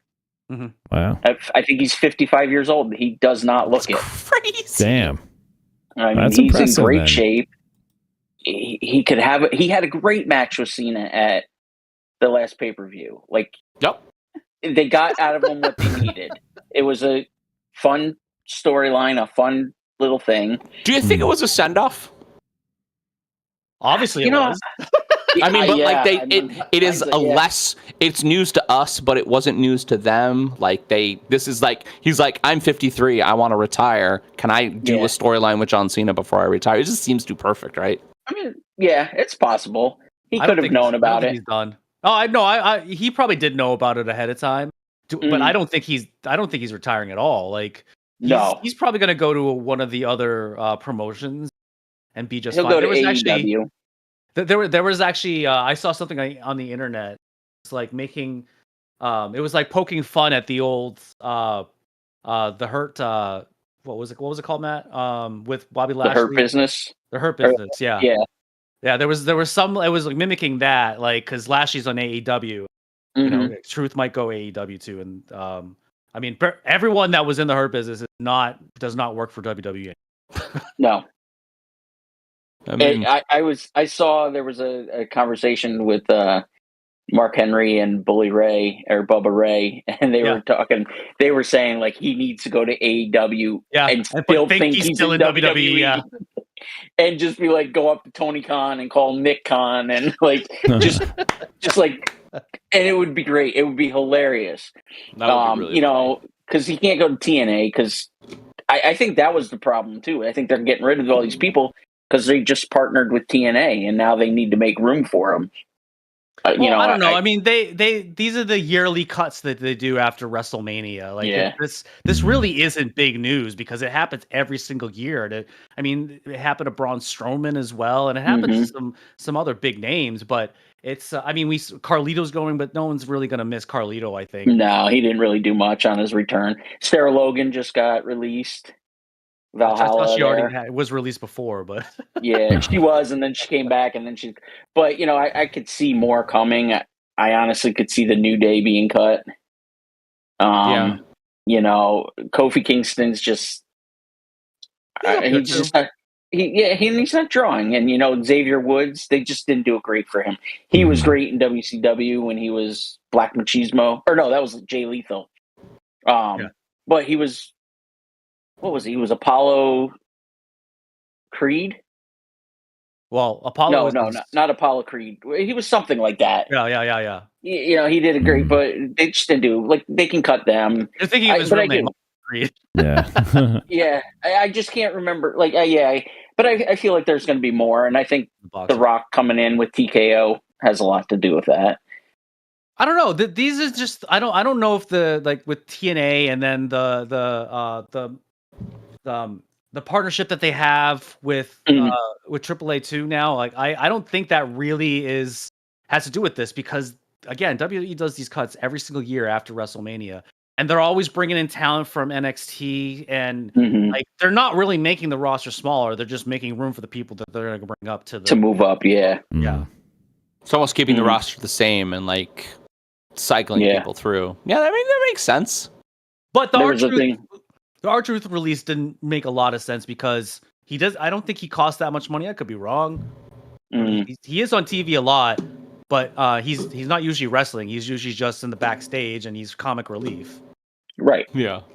And they did say, like, there was an article I read, like, if Vince McMahon was still in charge, like, Truth would never have been let go. He would have been a lifer. Probably. Just because he liked that humor. And, you know, it's The Undertaker. It's you know, he doesn't have the quality of the matches, but you think of R-Truth, you don't think of him in WCW or TNA and all those other things. You know, you think he came in with, what's his name? Road Dogg. they were an awful tag team, but he came in and he just made it work. And he was one of those guys that could just make anything work and just did whatever he needed to do, or it seemed. All right. So I think that's good. it was shocking. We're at time, and that was a good end. We'd like to thank another fake sponsor, Gum Bucket. What? A 5-gallon tactical container for when you just don't want to swallow. Gum Bucket. Spit boldly, spit often. That was a bad time to take a drink. Did you spit boldly and often in reaction to that? No, I didn't have my gum bucket. Yeah. Holy shit, that was funny. What the? Oh my god. She said, don't hand me no lines and keep next topic to yourself. Nice. That is. The NFL has probably the best parity out of all the major sports leagues, and that teams that were terrible can bounce back just one season later. In fact, last season, the Washington Commanders were that team. In fact, they had the second worst season in 2023, but then they chose Jaden Daniels at number 2 and made the playoffs, by improving by an overall 7 victories. Meanwhile, the Browns are the exact opposite as they rode the coattails of Mighty Joe Flacco in 2023. Mighty and Joe. made the playoffs. But then a disastrous result, finishing with 8 less victories in 2024. So everyone, what NFL teams do we expect a large increase or decrease in victories from last season? I mean, we've already kind of hit on this a little bit with the Steelers, but what other teams? Do we I mean, think upticks? Yeah, I have John's going to to talk about the assume- Giants. John's going to talk about the Giants. Listen, I have to assume as universally, and not just me being a homer, and I am a homer, but like universally, I think that people are if they would rank the top 5 best NFL draft teams, they would say that the Giants are in the top 5, if not the best, if not the team that did the best in the 2025 draft, right? I would agree with that. Right. That's not supposition. Well, yeah. That's probably factual. And so, with a much better defense, I'm going to say a hopeful offense, because I can't say that they're going to be better because it's mostly unproven. But with a hopeful offense, I think that the Giants win. And they're not going to win the Super Bowl. I'm not crazy. But they're going to win 5 more games, 4 more games. I would be happy with a 5. I would be very happy with 9-8, honestly. That would be a 6-game improvement. I would say 9-8. That's great. Let's just get much better. Let's continue to work on getting better. I mean, and I think that the Giants are invested in that. They're invested in having a defensive presence to be that big blue curtain again, to be those guys who, because they're like, even they brought LT and they had LT talk to the whole defensive team. They brought LT and they're like, having a good defense is what it means to be a Giant. And I think that's probably true as far as my lifetime as a Giants fan in the last 40 years. Who else do I think is going to be good though? These are my 4 teams. I got a couple in mind, yeah. These are my 4 teams that can do a lot better. And Giants were one of them, John. I mean, fuck, they can't do much worse. They better do better, yeah. It's true. Patriots were 4-13. I think they're a 9-8 team, maybe even a 10-7 team next year. I think That's the Raiders possible. are going to do a hell of a lot better as well. I mean, you got Yeah. Pete Carroll. Pete Carroll's going to turn that team around like overnight. And then the Bears with Ben Johnson. I mean, they were 5 wins last year. Now they are in one of the toughest And divisions. Colston Loveland. They're in one of the tougher divisions though. So I think that could be the toughest division. yeah, they could still do it. I mean, well, let's see what happens with the Vikings. They may not have the same season that they had last year. We'll see. And then the Lions are one of my teams that are going to have the biggest drop off, but they had 15 wins last year. So Even I them think getting they're 11 still is a gonna big do- drop, but it's still Exactly. 11 wins. Does Janty make the Raiders much better? absolutely. Yeah. I think so too. Pete Carroll. Who do they have under center right now? Gino. Oh, yeah. Okay, yeah. They're going to be good. Gino's definitely serviceable. He's above like like journeyman quarterback at this point, I think. The other teams that I think are going to do bad, I mean, the Colts were 8-9. Anthony Richardson, believe it or not, is hurt. They're going to take a fall. The Saints. The are, Bucks. Hey, Bucks hey. 10-7. Guess who's gonna start for the Colts? I know, Danny Dimes. Danny Dimes. Yep. And the Dolphins, I think, are going to have a severe Yep. tumble as well. I was going to mention the But Dolphins. they weren't that good last year. I mean, they were. They 8-9 started last hot. year. They were Yeah. 8-9. Okay, so I could see let's them dropping look to at the 5 or Dolphins 6. roster.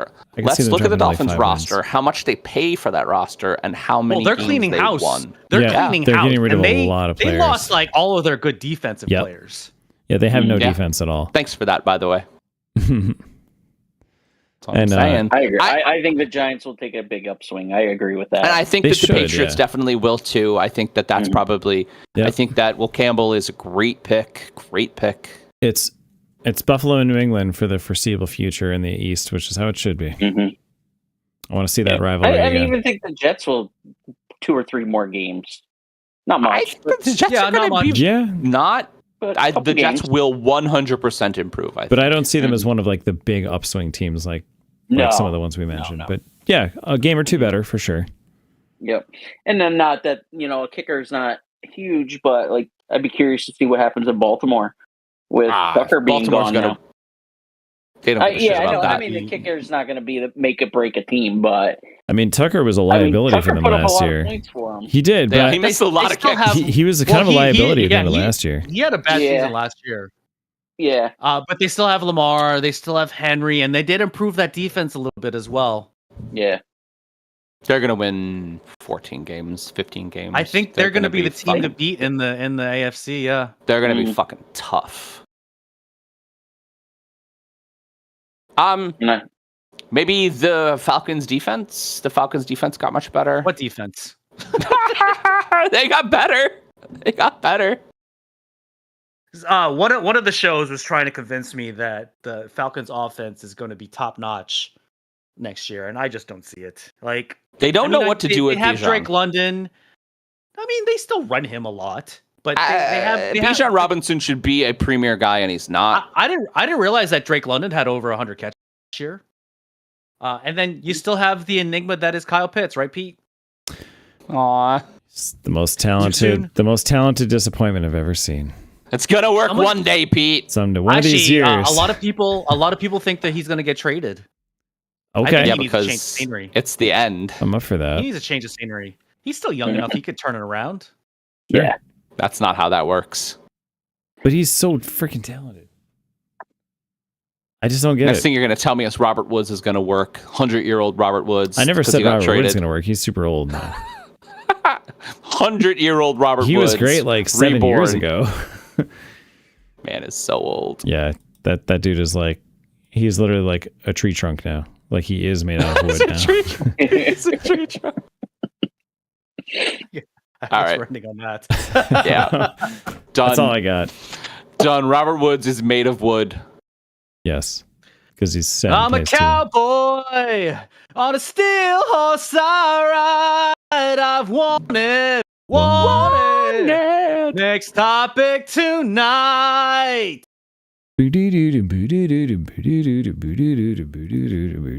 That was so great.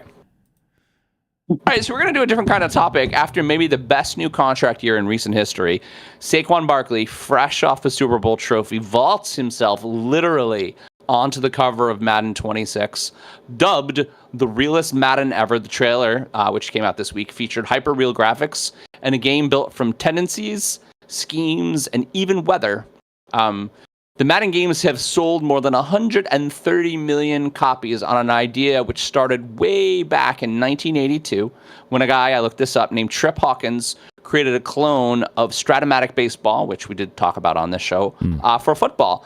And so in 1988, after Trip Hawkins trying to make the game be made, in 1988, John Madden Football debuted for Apple II computers, and the rest, as they say, is history.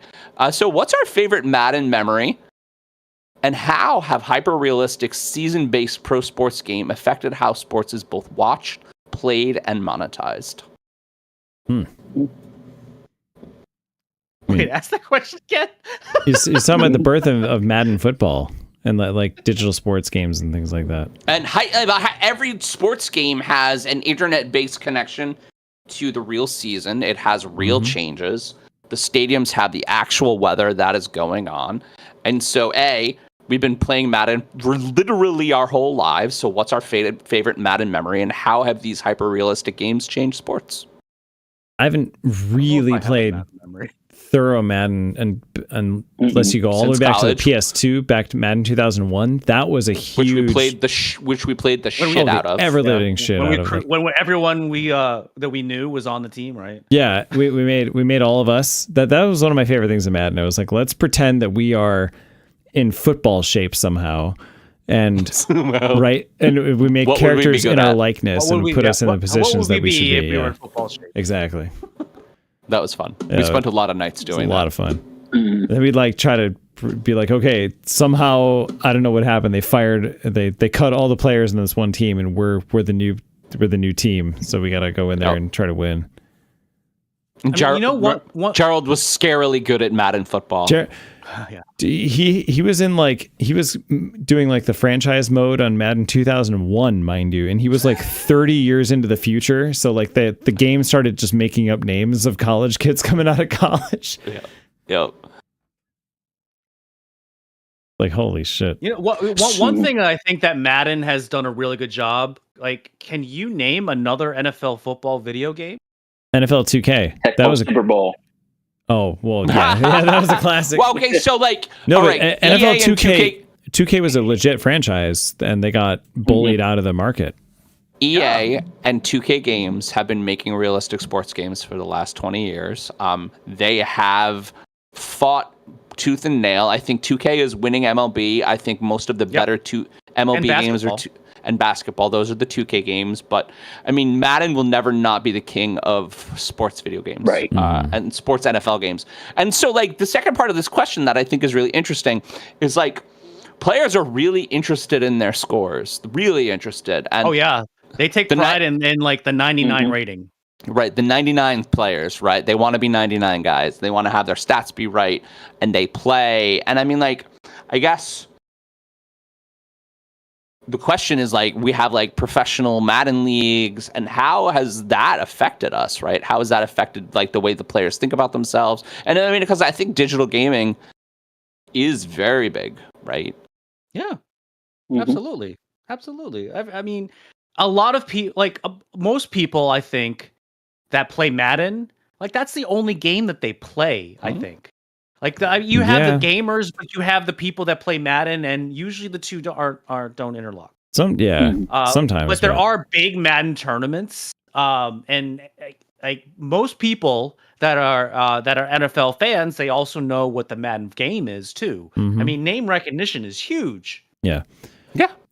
I would even argue there's a few of the younger coaches that have said their influences from Madden. I don't know for sure if this is the case, but a lot of people equate Sean Payton's coaching, like offensive genius, to more of a Madden mentality. Like the fact that he was a generation that grew up with that video game, is those are the people that are more paying attention to numbers, analytics. Hey, you should go for it on 4th and 1 in this situation, in this yard line, because statistically this should work, instead of like, oh, you got to be careful there, you can't be aggressive in this, like the old thinking, right? So a lot of those. If the Miami Dolphins aren't a Madden team and Mike McDaniel not a 12-year-old boy because he looks like one, I don't know what is. They did score 70 points in a game, right? They did. I mean, he literally just picked score in a game. He picked all the fastest players. Hey, you got speed 99, you're on the team. Yeah. Yes. I have a tangent that's a little bit related to this. So Saquon is on the cover, and I did see that footage. I don't know if anyone else did, about them like taping the or recording like the cover. Is that Saquon Barkley doing that leap? No. And also that guy was also on a wire. He was. Oh, interesting. What did they just put his face on the guy? No, they just put a guy in an Eagles uniform. Oh, that's not as fun. No, is Saquon really on the cover? I mean, wait, this could be. Have they ever? This could be Galaxy. Have they ever Have they ever mocapped the cover? Like, is that what they typically do? So. No, I don't know. It's usually it's like a real picture of the player. Yeah. What's odd, I think, Josh Allen was on it a year or two ago, and the real Josh Allen was on the cover. maybe not fully correct, but what's really interesting about that is like that moment was so indicative of the 24 season that they had to, I mean, he literally earned the cover. That's one of those like Sports Center moments that like, you're like, oh, well, that's going to make Sports Center. But that pissed me off. Do you know how many pictures, like ultra HD, like 4K amazing photographs, or like, you know, sports photographers with lenses got a perfect picture of the real moment? Why not put that on the cover? Or well, I mean, do these people not have Photoshop? It doesn't look like that doesn't look like a video game cover. Well, exactly. You do some kind of like AI editing of the image or filtering. Well, then they don't have to pay for it. They've done that on previous covers. Why not do it for the most just make iconic their play own. It's so stupid. But because they've done it before, John. Like they've put real football moments on the cover. I know. So why not this time? I honestly don't know why they did that. I think that the footage was pretty cool. Them making the moment. It definitely wasn't Saquon Barkley. Actually, let's ask. But maybe research department. Go for it, research department. But John, you may be onto something though. Like, guys, what if Saquon did say, like, look, I don't want to be on the cover. You got to use some other guy. I don't want the curse. Right? This is think Galaxy about Brain the way number to of get away, times. get out of the curse. Think about the number of times that they. What'd you say? It was Saquon. What? It was? Oh, well, okay. So much for that theory. Behind the scenes look at Madden 26 NFL. Then why don't YouTube. they show his face? Because he has a football helmet on. Because no, I mean in like the shots that they were actually shooting, I didn't see. They never showed his face. I don't know. I guess the reverse hurdle was so cool that they're like, we're just going to show your ass flying through the air at an impossible height and angle that any mortal man can achieve. So they're another very interesting sports simulation game moment. They did a Gran Turismo movie like 2 years ago, which went over the real story of the Gran Turismo game and how Sony used it as a marketing campaign and actually vaulted a real life F1 racer into his career who was a pro in Gran Turismo. And so like the ability to do a thing a million times to learn how to do it best in a very accurate simulation, is that better than real life gameplay in some ways? Depends on how good the sim is, I guess. Yeah, I think it depends. I mean, the fact that you can call up any kind of environment or you know, weather pattern or race situation scenario. In that Madden sense, is a very good football sim. Yeah, and absolutely. And good football the way that the players move and is a lot more realistic than what it used to be. I mean, sure, they get hurt. And F1 different, you know, it's a $100 million car that you can only crash once, and then you literally don't have a team anymore. It's like F1 is another thing that's like there are other factors, but you know, you're a $100 million athlete and you can't hurt yourself. It's the same-ish. Well, I think for coaches more so than the players.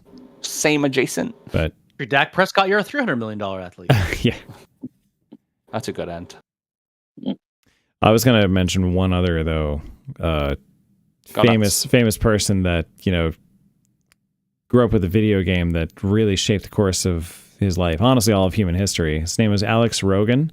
He was playing this arcade game in a trailer park, fighting the Cordan Armada. I'm trying to remember, man. This is from the 80s. Okay. I would love a remake, by the way. It's the fucking movie The Last Starfighter. Come on. The guy plays a video game, gets picked up by a crazy dude in a car that goes 300 miles an hour and flies into space. He goes to the outskirts of the galaxy and saves the universe. Bam. I would love a Last Starfighter remake. I would watch the shit out of that. Like a modern retelling. Sure. We're getting Tron 3. Okay. Is Jeff Bridges still in it? What was Probably. Tron 2? Was Tron 2 Tron Legacy? Yes. Tron 2 was Tron Legacy. That was AI Jeff Bridges. Not AI Jeff Bridges. Youngified Jeff Bridges. Matt, you have to know The Last Starfighter. That movie's a classic. Oh, yeah. Okay. Yep. Yeah. It's one of my favorites. All right, sorry. I hijacked. Quick aside, hey Jeffem, our friends used to have a move playing beer pong in college called the Death Blossom. They made the real Death Blossom. The Death Blossom essentially was one of them threw another one of them across the table at the cups. It would always get all the cups. Well, yeah, it was the ultimate move. It would ruin the game. And the table. the table and everything. But that's what Death Blossom was, man. Last ditch effort. You gotta press the button only when it's ready. Yep. Oh my god, Death Blossom. Hey, Jeff. Everybody, next topic tonight. Everybody, next topic tonight. That's why I was singing the song at the beginning of the Love it. There's a lot, I looked it up. There's a lot of good songs from 87, actually. So it was announced last week that Salesforce would acquire Informatica for $8 billion.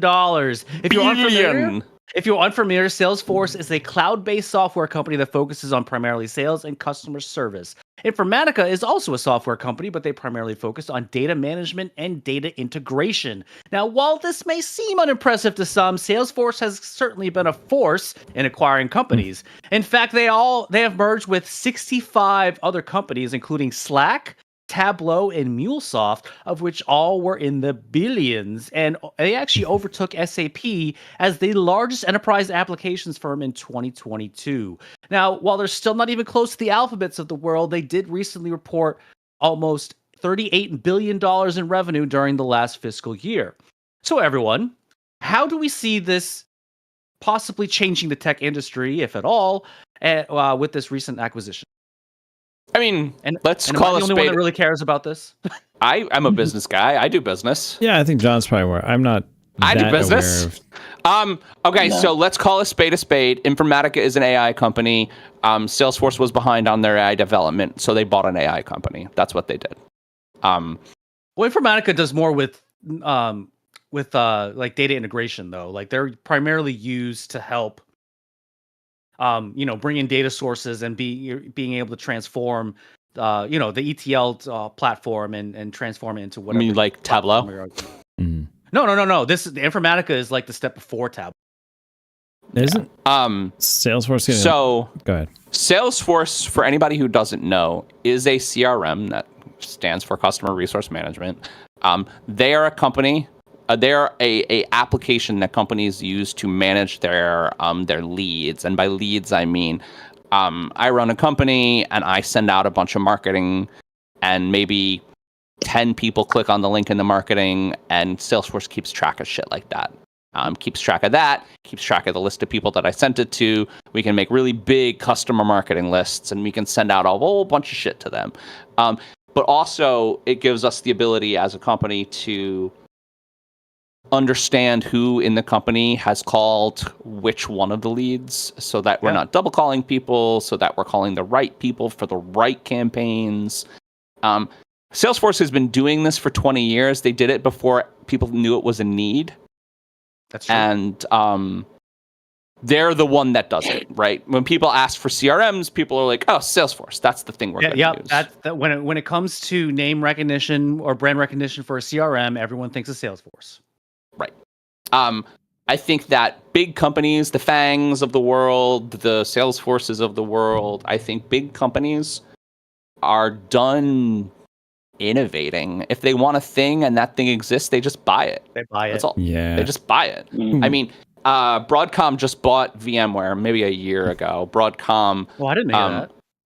And VMware is becoming not a thing, and Broadcom is selling off the pieces of VMware to many different companies. One of them being Horizons, a thing that we use, to a company called Omnitia, which is making us go to the Azure cloud for virtualization. But that's neither here nor there. But they bought it for a reason, and that's what happens. A company owns an IP. I'm a bigger company and I want that IP. I just buy it. That's all I do. Do you feel like When you get to a certain point, right? Like with certain size, like that, definitely Alphabet or AKA Google does this, as opposed to, well, and not everywhere, but in some respects, if someone is doing something better than them, then yeah, they acquire that company. Yeah, because it's easy. Because if Salesforce is valued, and I want to say in the billions, but I will look up the Salesforce evaluation. It is in the billions. I looked it up and I didn't write it down. It's like 464 billion, I think. Jesus. Do you feel like it should be this easy for companies to just eat other companies instead of actually like invest in their research and R&D and try to compete with these companies instead? Here's a question with this. If you run a small tech firm, and this is actually This is actually the premise of Silicon Valley, the show. If you run a software tech firm and a giant company offers you more money than you've ever made in your life, if you have a good idea and you want to run a company, and the company's like, I'm going to give you $10 million for your idea, but you can never make money off of it ever again because now it's going to be our idea, but we're going to give you $10 million for it. Yeah, I mean, what do you do? Right, it's hard to turn that down, right? But what do you do?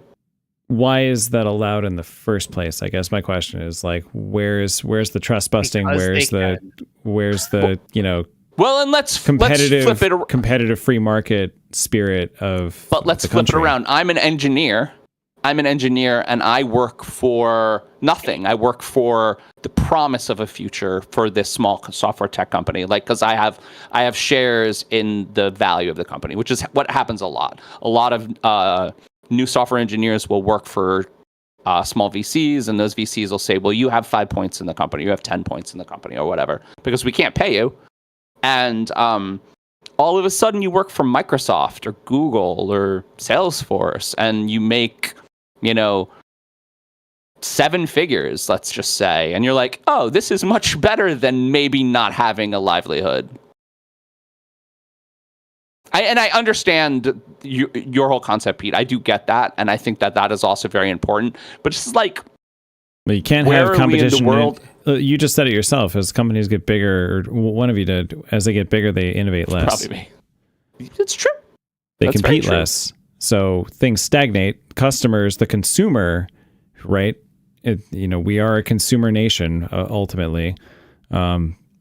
Is valued less and less and has less and less power and less choice, less and less buying power, less and less value, and gets ripped off more and more the more these companies consolidate.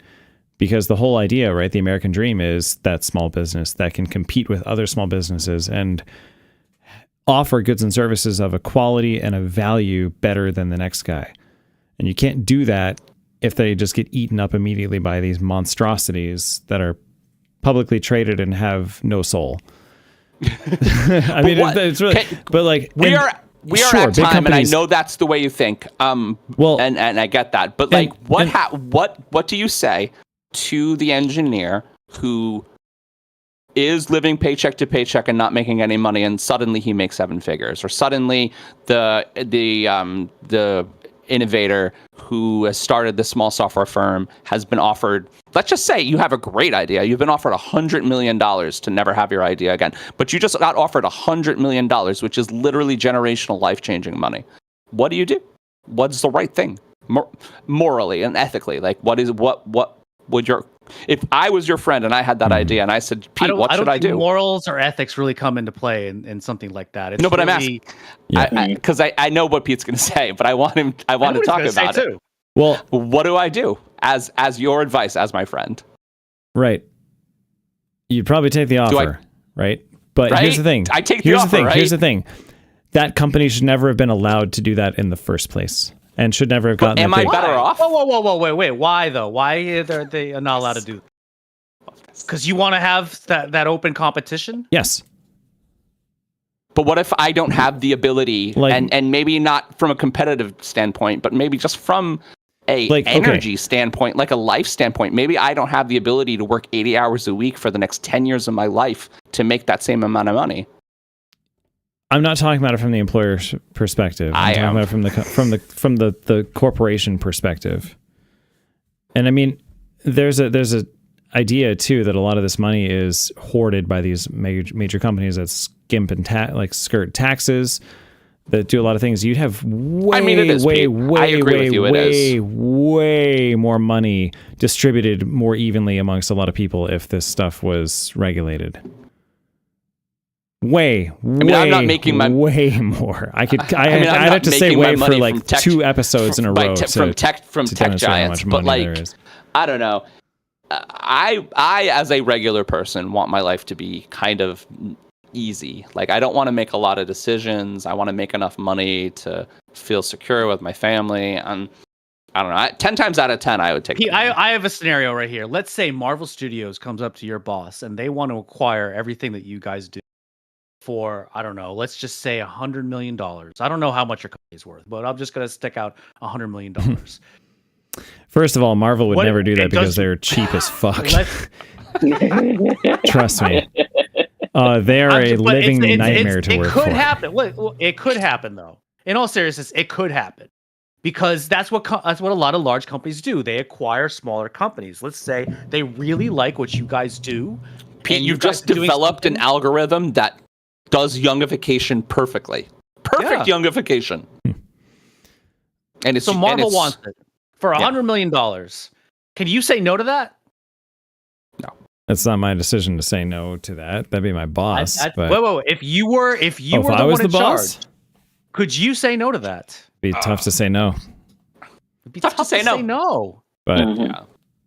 that's also But- not a realistic scenario with the VFX industry right now. That's not what I But was asking. That's not what I was asking. okay, given the theoretical situation, I mean, that's what I'll happens. take Like money literally, because- Yeah. watch Silicon Valley. The premise of Silicon Valley is dude has an idea and it works, and essentially Google says, "I want to buy that," yeah, and some and he degree does it, of- and it sucks for him. By the way, Right. the whole show is about how much it sucks that he made that decision. Mhm. And I mean, some degree of consolidation is, that's going to happen, right?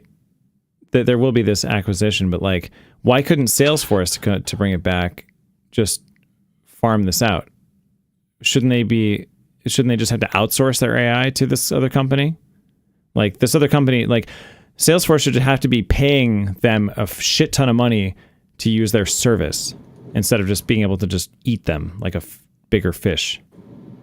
Like, that's what I'm saying. The money should still get to those poor engineers at this little company, but not because they got eaten by the big company, because the big company can't do what the little company does, so they have to pay the little company. And then the little company And just isn't side so note- little anymore. Just side note: Informatica is a huge company, and we have to move on. Okay. Hey, Mark, do you know what time it is? $8 billion is not a small thing. Did you actually? That is a big number. Slack was. I couldn't believe how much Slack was acquired. Did we cover that in the podcast? I don't remember. No, we didn't. It was like it was 27 billion or something like that. It was insane.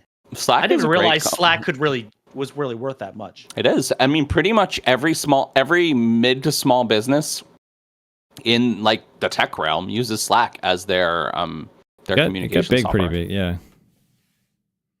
I don't understand what Slack is doing better than everyone else that's worth $27 billion or how much it was.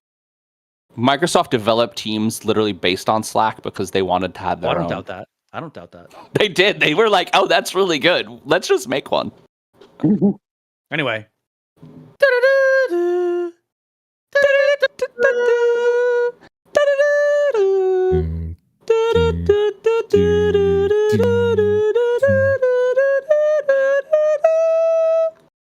It's the final topic. You were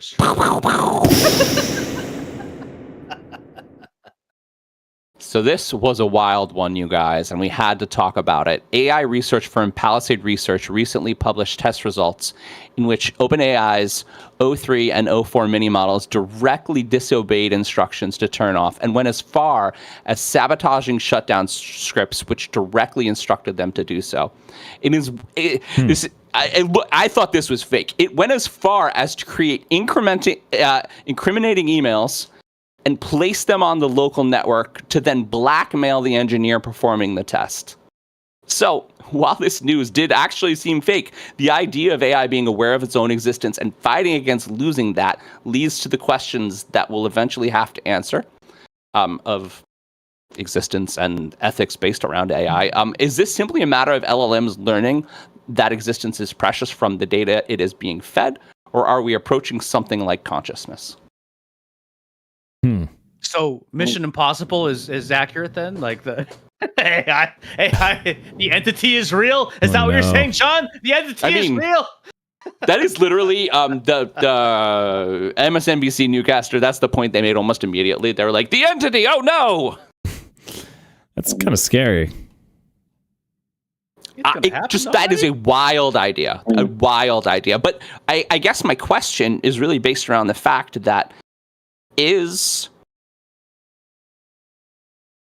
existence being precious an idea that it learned from algorithmic data learning like LLMs do?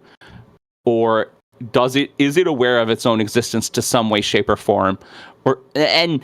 Does it even matter if it isn't? Like, if it's somewhere in between, but it understands that existence is precious and it fights against that, does it even matter that it isn't like life, right? Isn't that the next kind of evolution of AI though?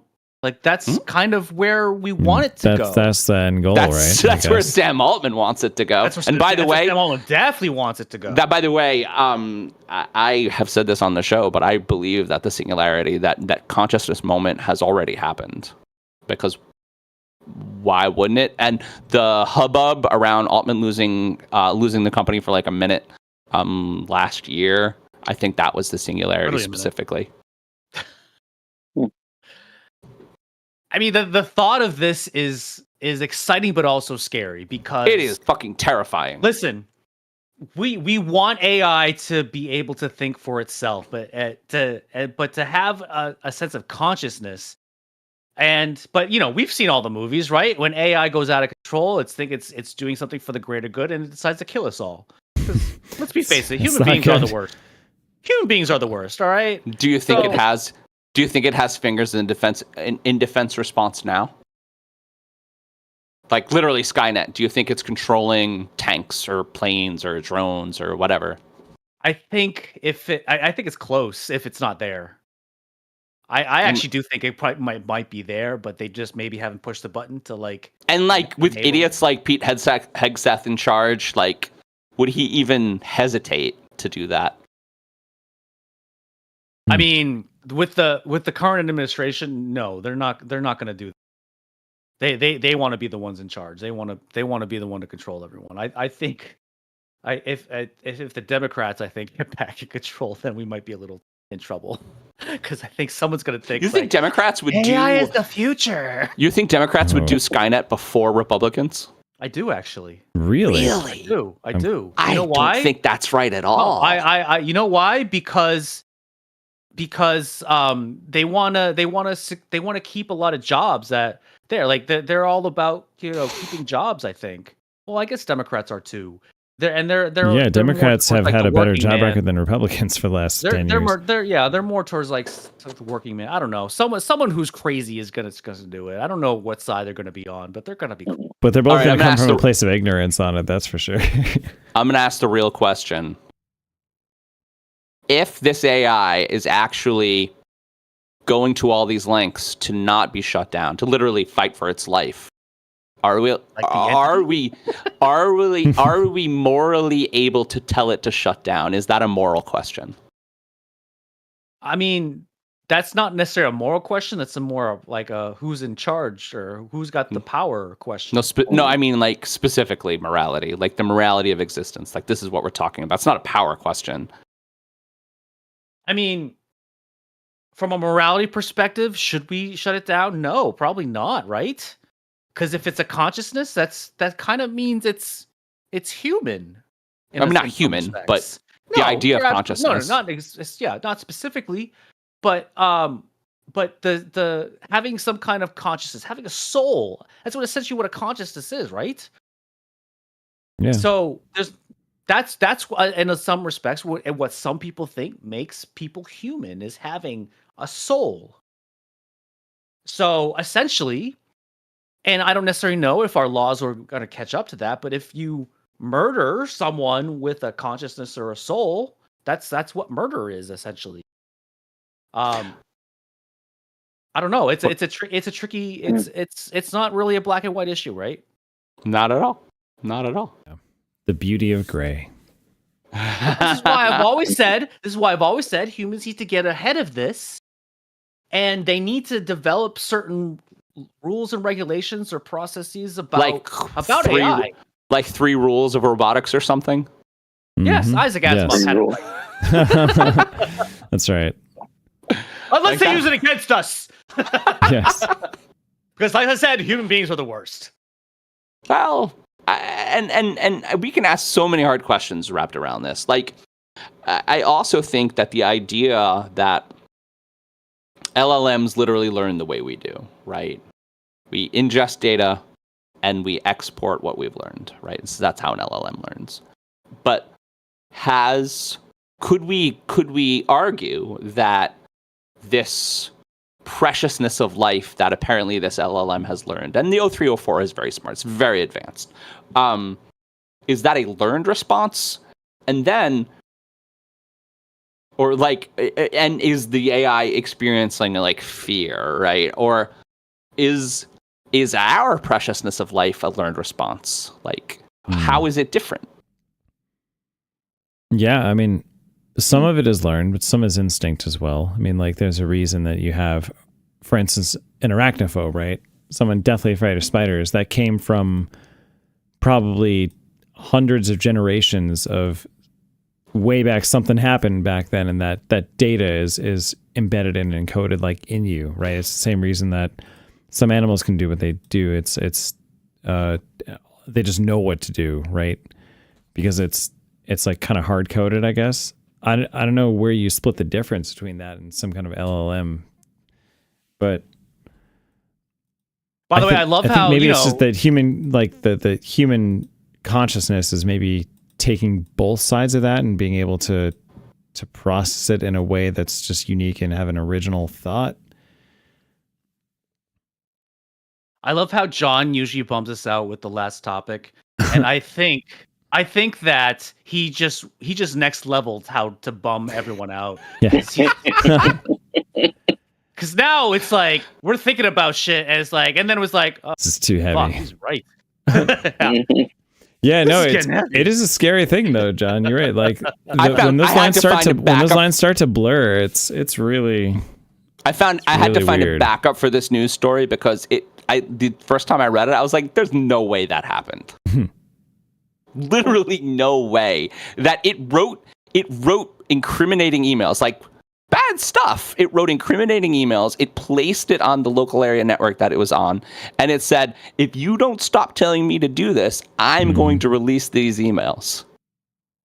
So not only a hallucination, but a fucking threat. Yeah.